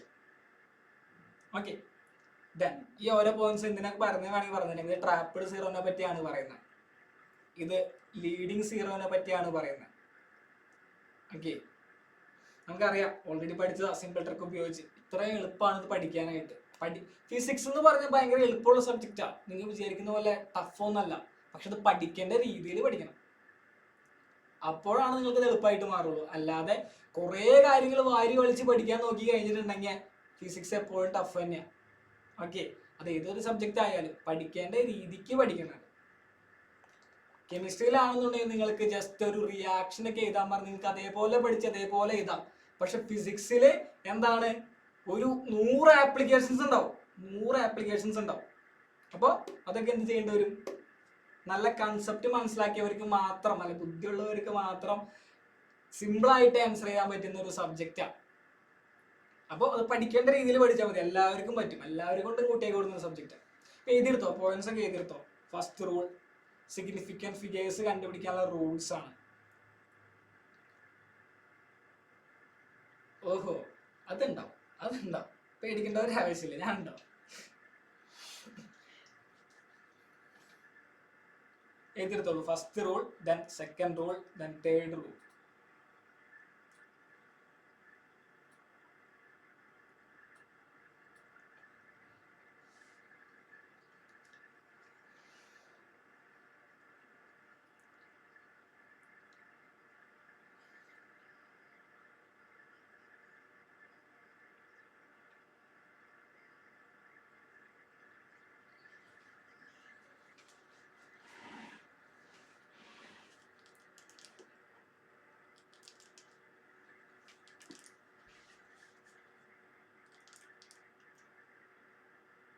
അമൃത, സ്കൂളിൽ സിഗ്നിഫിക്കൻറ്റ് ഫിഗേഴ്സ് ഒക്കെ പഠിപ്പിച്ച് കാണുമല്ലോ,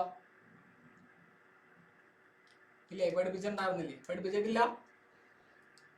പിന്നെ സ്കൂളിൽ ഒറ്റ പോക്ക് പോയി എന്ന് പറഞ്ഞ് എന്ത് ഉദ്ദേശിച്ചാ? അമൃത അൺമ്യൂട്ട് ചെയ്ത്.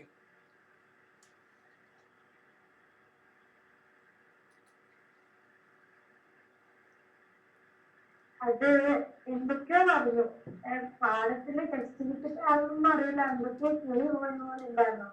അത് പറഞ്ഞു തരുന്ന ക്ലീൻ ആയതല്ല, അവര് പാടത്തിനെ പറ്റി നമ്മളോട് ചോദിക്കാം ഇതെന്താ ഇതെന്താണ്, അത് പാടം പഠിപ്പിച്ചാലേ അറിയുള്ളൂ ഇതെന്താണ്. സ്കൂളിലെ ടീച്ചേഴ്സ് വിചാരിക്കുന്നത് എന്താണെന്ന് വെച്ച് കഴിഞ്ഞാൽ നിങ്ങൾ എല്ലാ ബേസും പഠിച്ചു വന്ന കുട്ടികളാണല്ലോ. എത്രയാണ് 1ാം ക്ലാസ് തൊട്ട് 10ാം ക്ലാസ് വരെ ബേസ് ഒക്കെ പഠിച്ചു വന്ന കുട്ടികളാണ്. അവർക്ക് അപ്പിടി എല്ലാം അറിയാം എന്നൊരു ധാരണയിലാണ് ടീച്ചേഴ്സ് നിങ്ങളോട് ഇതെന്താ അതെന്താന്നൊക്കെ ചോദിക്കുന്നത്. എനിക്കറിയാം. പുതിയ കാര്യം തന്നെ ചോദിക്കുക, എന്താവും നിങ്ങൾക്ക് എന്താ തോന്നണേ പേരൊക്കെ വെച്ച് നോക്കുമ്പോ ഇതെന്താ ഇതെന്താ. അത് ഇത്രയും നാളും നിങ്ങൾക്ക് എന്ത് കിട്ടി? വെക്കേഷൻ കിട്ടി. അറ്റ്ലീസ്റ്റ് നിങ്ങൾ എന്തെങ്കിലും വായിച്ചു നോക്കിയിട്ടുണ്ടോ? ടെക്സ്റ്റ് ബുക്ക് കിട്ടിയിട്ടുണ്ടോ? വായിച്ചു നോക്കിയിട്ടുണ്ടോ എന്നൊന്ന് പരീക്ഷിക്കാൻ വേണ്ടിയിട്ടായിരിക്കും. ആരും വായിച്ചു നോക്കിയിട്ടില്ല എന്നവർ ചിന്തിക്കുന്നുണ്ടാവില്ലല്ലോ. ഈ SPS ആ സാധനങ്ങളൊക്കെ ബോർഡിൽ വെറുതെ എഴുതി വെച്ചു, സാധനങ്ങളൊന്നും പറഞ്ഞില്ല. ഞാൻ വിചാരിച്ചത് എന്താ പറയാ, ഫ്രെയിംസ് പെർ സെക്കൻഡ് അത് എക്സ്പ്ലെയിൻ ചെയ്തിട്ടില്ല, വെറുതെ എഴുതി വെച്ചു. സിഗ്നിഫിക്കൻറ്റ് ഫിഗേഴ്സ് ഒക്കെ ടീച്ചർ ചോദിക്കും, ഇതേപോലെ തന്നെ ചോദിക്കും. അതെന്താണെന്ന് ചോദിക്കും, ചാടി കയറാൻ ഉത്തരം പറഞ്ഞോളൂ. Okay, set. എല്ലാവരും എഴുതി കഴിഞ്ഞോ?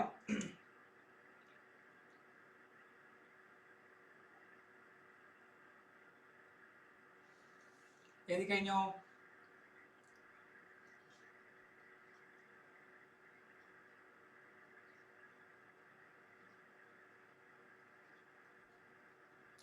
ഡൺ, എഴുതി കഴിഞ്ഞു. Then the zero conventionally put on the left of a decimal point of a for a number less than 1 is non significant. അതായത് ട്രെയിലിംഗ് സീറോസിൽ ഡെസിമൽ ഉള്ള കാര്യം പറയുന്നത്, അല്ല ഡെസിമൽ ഇല്ലാത്ത കാര്യം പറയുന്നത്. ഓക്കെ, ട്രെയിലിംഗ് സീറോസിലെ ഡെസിമൽസ് ഇല്ലാത്ത കാര്യം പറയുന്നത്. The zero conventionally put on the left of a decimal point for a number less than 1. Okay, less than ഇല്ല, ട്രെയിലിംഗ് സീറോസ് അല്ല പറയുന്നത്, ലെസ് ദാൻ നമ്പർ, അത് ലെസ് ദാൻ 1, ഒന്നിനേക്കാൾ ചെറിയൊരു നമ്പർ. ഒന്നിനേക്കാൾ ചെറിയൊരു നമ്പർ എഴുതി, ഇതൊന്നിനേക്കാൾ ചെറുതാണ്. എന്താണ്? The zeros conventionally put on the left of a decimal point for a number less than 1.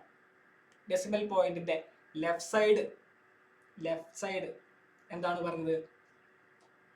Significant അല്ല. ഓക്കെ, ആ ലീഡിങ് സീറോസിനെ തന്നെ ഒരു 2 റൂൾസ് ആയിട്ട് സ്പ്ലിറ്റ് ചെയ്ത് പറഞ്ഞിരിക്കുക. തേർഡ് പോയിന്റ് പറഞ്ഞത് ഡെസിമൽ പോയിന്റിലെ റൈറ്റ് സൈഡ് വരുന്ന പോയിന്റ്സ് ഒന്നും സിഗ്നിഫിക്കന്റ് അല്ല. Okay, decimal point right side വരുന്ന പോയിന്റ് ഒന്നും സിഗ്നിഫിക്കന്റ് അല്ല. ദെൻ ഫോർത്ത് റൂൾ ആയിട്ട് പറയുന്നത് അതേ ഡെസിമൽ പോയിന്റിനെ ലെഫ്റ്റ് സൈഡ് വരുന്ന സീറോസ് ഒന്നും സിഗ്നിഫിക്കന്റ് അല്ല. ഓക്കെ, അതായത് മൊത്തത്തിൽ നമ്മൾ അതിന് സിമ്പിൾ ആയിട്ട് ലീഡിങ് സീറോസ് എന്ന് പറഞ്ഞു. ഓക്കെ, അതിനെ തന്നെ 2 റൂളായിട്ട് അവർ സ്പ്ലിറ്റ് ചെയ്തിരിക്കുക. നിങ്ങൾക്ക് കൂടുതൽ വ്യക്തമാവാൻ വേണ്ടിയിട്ടാണ് അവരങ്ങനെ 2 റൂളായിട്ട് എക്സ്ട്രാ സ്പ്ലിറ്റ് ചെയ്ത് വെച്ചിരിക്കുന്നത്. പക്ഷെ അത് കോംപ്ലിക്കേറ്റഡ് ആവത്തുള്ളൂ. ദെൻ ഇനിയാണ് ട്രെയിലിംഗ് സീറോസിന്റെ കാര്യം പറയാൻ വരുന്നത്. ഓക്കെ, എന്താണ്? For a number without any decimal point the trailing zeros are non significant. Okay, decimal point ഇല്ലാത്ത പക്ഷം ട്രെയിലിംഗ് ആയിട്ട് പിന്നാലെ വാല് പോലെ വരുന്ന സീറോസ് ഒന്നും സിഗ്നിഫിക്കന്റ് അല്ല. നമ്മൾക്കറിയാം ട്രെയിലിംഗ് സീറോസിലെ ആ ഒരു സംഖ്യയിൽ ഡെസിമൽ പോയിന്റ് ഇല്ലെങ്കിൽ ട്രെയിലിംഗ് സീറോസ് എന്ന് പറയുന്നത് സിഗ്നിഫിക്കന്റ് അല്ല. എക്സാമ്പിൾ ആയിട്ട് വേണമെങ്കിൽ 5100, ഇതിലെ ഈ 2 സീറോസ് എന്തല്ല? സിഗ്നിഫിക്കന്റ് അല്ല. ഓക്കെ, നമുക്കറിയാം. Then for a number with decimal the trailing zeros are significant. Okay, ഇനി ഈ 5100 എവിടെയെങ്കിലും ഡെസിമൽ ഉണ്ടെങ്കിൽ എന്താണ്? ട്രെയിലിംഗ് സീറോസ് സിഗ്നിഫിക്കന്റ് ആണ്. ഓക്കെ, സിഗ്നിഫിക്കന്റ് ആണ്. Simple. Then the power of 10 is irrelevant. ഞാൻ പറഞ്ഞു 10⁻³ -3 10⁻9 8 എത്ര വേണമെങ്കിലും വന്നോട്ടെ, അതെന്താണ്? ഇറലവന്റ് ആണ്. അതിനങ്ങോട്ട് വെട്ടിക്കളഞ്ഞേക്കാം, അതിനെ കൂട്ടണ്ട. ഓക്കെ, ഇതാണ് ആ 7 റൂള്, സിഗ്നിഫിക്കന്റ് ഫിഗേഴ്സ് കണ്ടുപിടിക്കാനുള്ള 7 റൂൾസ്.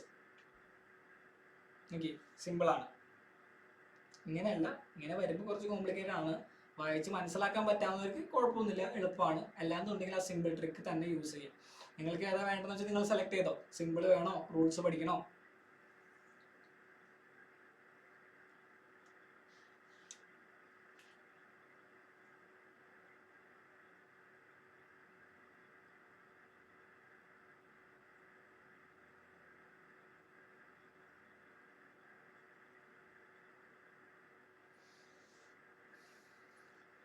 ഓക്കെ, സെറ്റ് അല്ലേ? എല്ലാവരും എഴുതി കഴിഞ്ഞല്ലോ?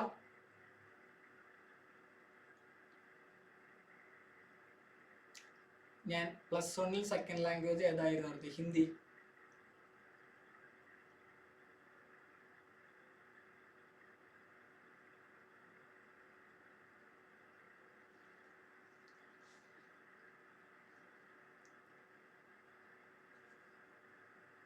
സിമ്പിൾ ട്രിക്ക് മതി. ഈസി ആർന്ന ഹിന്ദി ആണോ? എനിക്ക് 10th തൊട്ടേ മലയാളം കുറച്ച് ടഫായിരുന്നു. മലയാളത്തിന് മാത്സിനായിരുന്നു മാർക്ക് കുറവ് കിട്ടാറുള്ളത്. ഞാൻ മലയാളത്തിന് അതേപോലെ കഷ്ടപ്പെട്ടിട്ടാണ് മലയാളത്തിന് എനിക്ക് മാർക്ക് കിട്ടിയത്. അവസാനം ആയപ്പോഴാണ് എനിക്ക് മലയാളത്തിന് കുറച്ച് പുരോഗമനം ഉണ്ടായി തുടങ്ങിയിട്ടുള്ളൂ. A+ ആയിരുന്നു, എങ്കിൽ കൂടെ കുറച്ച് ബുദ്ധിമുട്ടായിരുന്നു. അതുകൊണ്ട് ഞാൻ +1 ഹിന്ദി മനഃപൂർവ്വം എടുത്തതാണ്. +1 ആൻഡ് +2 മാർക്ക്. അത് അറിഞ്ഞിട്ടേ നീ ഇവിടുന്ന് പോവുള്ളൂ അല്ലേ? ഷാഹിദേ, എന്റെ മാർക്ക് കേട്ടിട്ട് നിങ്ങൾക്കറിയാലോ എന്താണ് +1 ആൻഡ് +2 മാർക്ക് സെപ്പറേറ്റ്ലി ചോദിക്കില്ല. +1 6 സബ്ജക്ട് ഉണ്ട് 600 മാർക്ക്, +2 6 സബ്ജക്ട് ഉണ്ട് 600 മാർക്ക്. രണ്ടും കൂടെ ആഡ് ചെയ്തിട്ട് ഫൈനലൈസ് ചെയ്തിട്ട് ഒരു മാർക്കേ പറയത്തുള്ളൂ. 1200 നിങ്ങളുടെ പേപ്പർ. ഓക്കെ, 1200 നിങ്ങളുടെ പേപ്പർ. 1200 എത്ര മാർക്ക് കിട്ടി എന്നാണ് ചോദിക്കുക. അപ്പൊ ഇതുവരെ നിങ്ങൾക്ക് A+കളുടെ എണ്ണം ആയിരുന്നു വലുത്. 10 A+, 9 A+, 8 A+. +2ലും A+കളുടെ കണക്ക് കൂട്ടും. ശരിയാണ്. ഇപ്പോ 4 A+, 2 A ഉള്ള ആൾക്ക് 90% മാർക്കും, ദെൻ 3 A+, 3 A ഉള്ള ആൾക്ക് 93% മാർക്കും വരാം. ശതമാനം വരാം. ഓക്കെ, അങ്ങനെ വരും നമ്മുടെ +1ലും +2ലും. എൻ്റെ മാർക്ക് ചോദിക്കുകയാണെന്നുണ്ടെങ്കിൽ ഞാൻ ഇതേപോലെ +1 നന്നായിട്ട് അങ്ങോട്ട് ഉഴപ്പി. ഞാൻ പഠിച്ചായിരുന്ന സമയത്ത് +1 നന്നായിട്ട് അങ്ങോട്ട് ഉഴപ്പി. കമ്പാരിറ്റീവ്ലി +2നേക്കാളും കുറച്ച് ടഫാണ് +1. അങ്ങനെ വീണ്ടും വീണ്ടും പറയുന്നു, ഇംപ്രൂവ്മെന്റ് എഴുതേണ്ട ഒരു സിറ്റുവേഷനിലും നിങ്ങൾ എത്തിക്കരുത്. ഇംപ്രൂവ്മെന്റ് നിങ്ങൾക്ക് എഴുതാൻ പറ്റും. അപ്പൊ ഇംപ്രൂവ്മെന്റ് എഴുതേണ്ട ആ ഒരു നിലയോട്ട് നിങ്ങൾ എത്തരുത്. ഇംപ്രൂവ്മെന്റ് എഴുതേണ്ട ആവശ്യം വേണ്ട. അപ്പോൾ അത് എത്തുന്നതിന് മുന്നേ നിങ്ങൾ നല്ല മാർക്ക് വാങ്ങിയിരിക്കണം. ഓക്കെ, അതാണ് ഏറ്റവും ഇമ്പോർട്ടൻ്റ് ആയിട്ടുള്ള കാര്യം. എനിക്ക് +1 എന്ന് പറയാനായിട്ട് +1 എനിക്ക് മാർക്ക് വളരെ കുറവായിരുന്നു. ഐ തിങ്ക് എനിക്ക് 86% ഉണ്ടായുള്ളൂ +1. വളരെ കുറവെന്ന് ഞാൻ സ്വയം പറയുന്നത്, എൻ്റെ അമ്മയൊക്കെ പറയും വളരെ കുറവ് മാർക്കാണ്. ദെൻ എനിക്ക് +2 എനിക്ക് മൊത്തം 96% ഉണ്ടായിരുന്നു. +2 എന്താണ് സാർ? ഓക്കെ, അപ്പോൾ +2 കമ്പാരിറ്റീവ്ലി എളുപ്പമാണ്. +1 ടഫാണ്. രണ്ടും കൂടെ ആഡ് ചെയ്ത് മാർക്ക് വരുമ്പോൾ എനിക്ക് ടോട്ടലി 91 ആയിരുന്നു, 90 ആയിരുന്നു. 90.something. അപ്പോൾ ഇങ്ങനെ ആയിരിക്കും മാർക്ക് വരാം. ഓക്കെ, അപ്പോൾ അതൊക്കെ ഒന്ന് ശ്രദ്ധിക്കാം.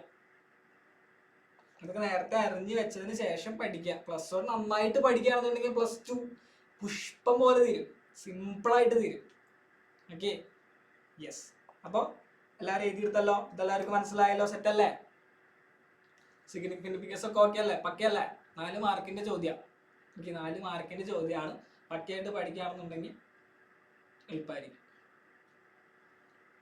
Okay, set. ആശിഷേ ഓക്കെ അല്ലടാ?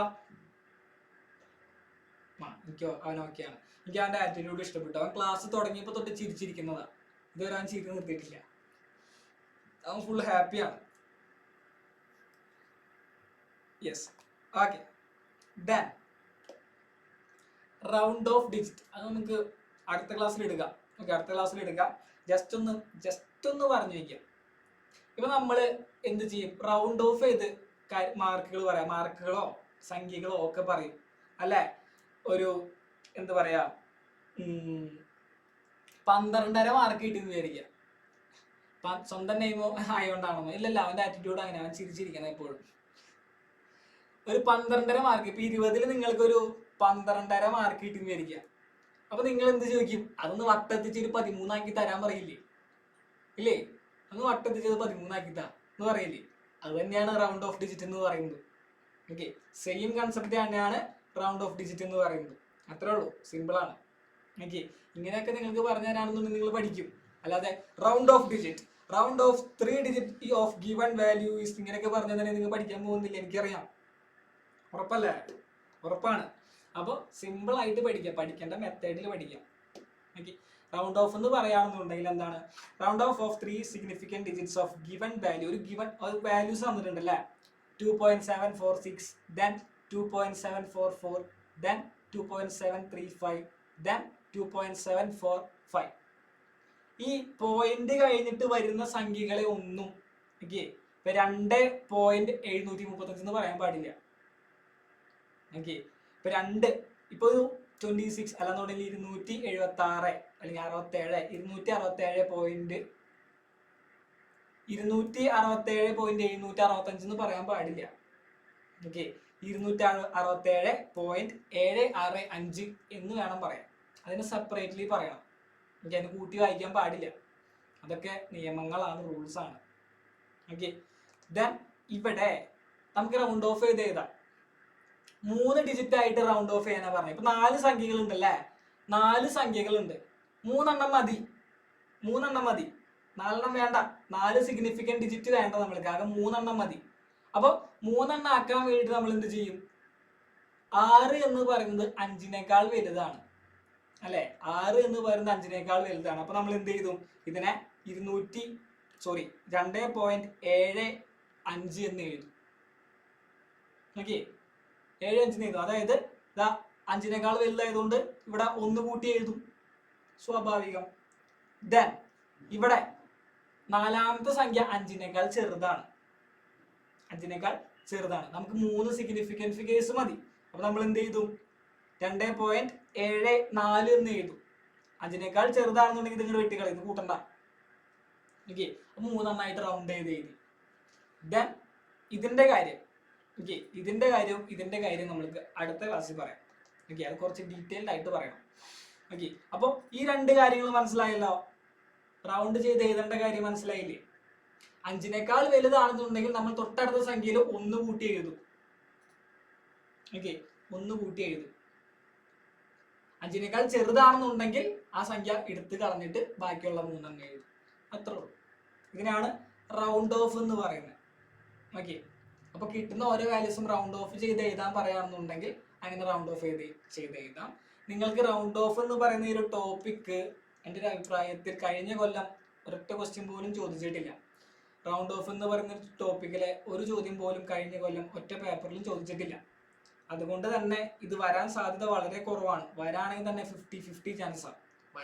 വരാതിരിക്കും. എന്നാലും നമ്മൾ പഠിച്ചിരിക്കണം. ഡിലീറ്റഡ് ഒന്നല്ല, ഡിലീറ്റഡ് ടോപ്പിക് അല്ല, പഠിച്ചിരിക്കണം, അത്രേ ഉള്ളൂ. അപ്പൊ എല്ലാവരും പോയിട്ട് എക്സാം എഴുതിക്കോളൂ. പോയിട്ട് എക്സാം എഴുതാന്ന് പറഞ്ഞാൽ ഇവിടെ നിന്ന് എക്സാം എഴുതിക്കോളൂ, ലീവ് ചെയ്യാനല്ല പറഞ്ഞേ.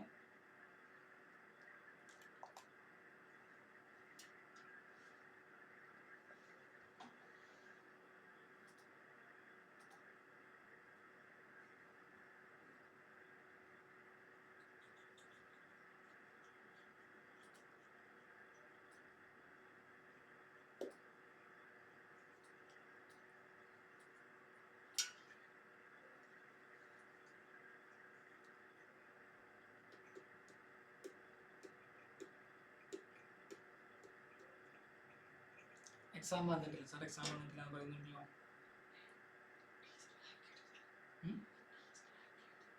അശ്വിൻ ടീച്ചറെ എക്സാം ആക്ടിവേറ്റ് ആക്കിയോ?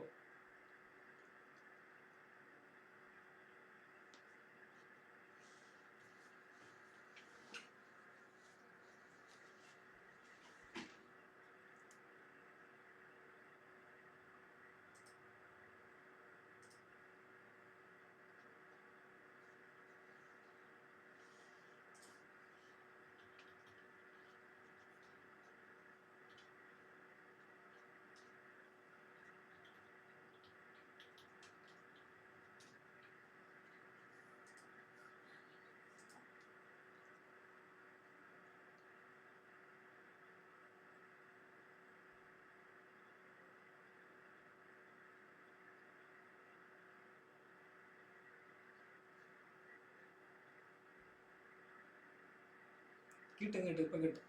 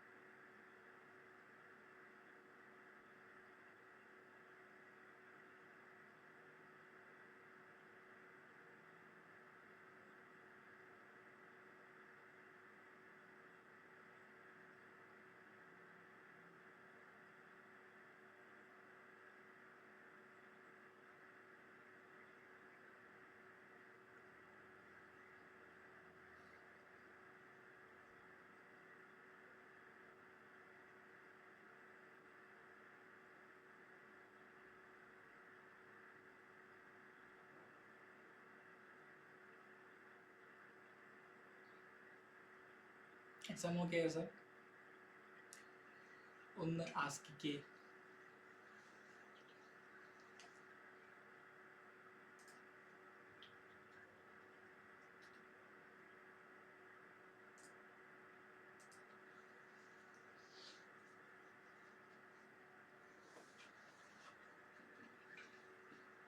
എക്സാം വന്നു.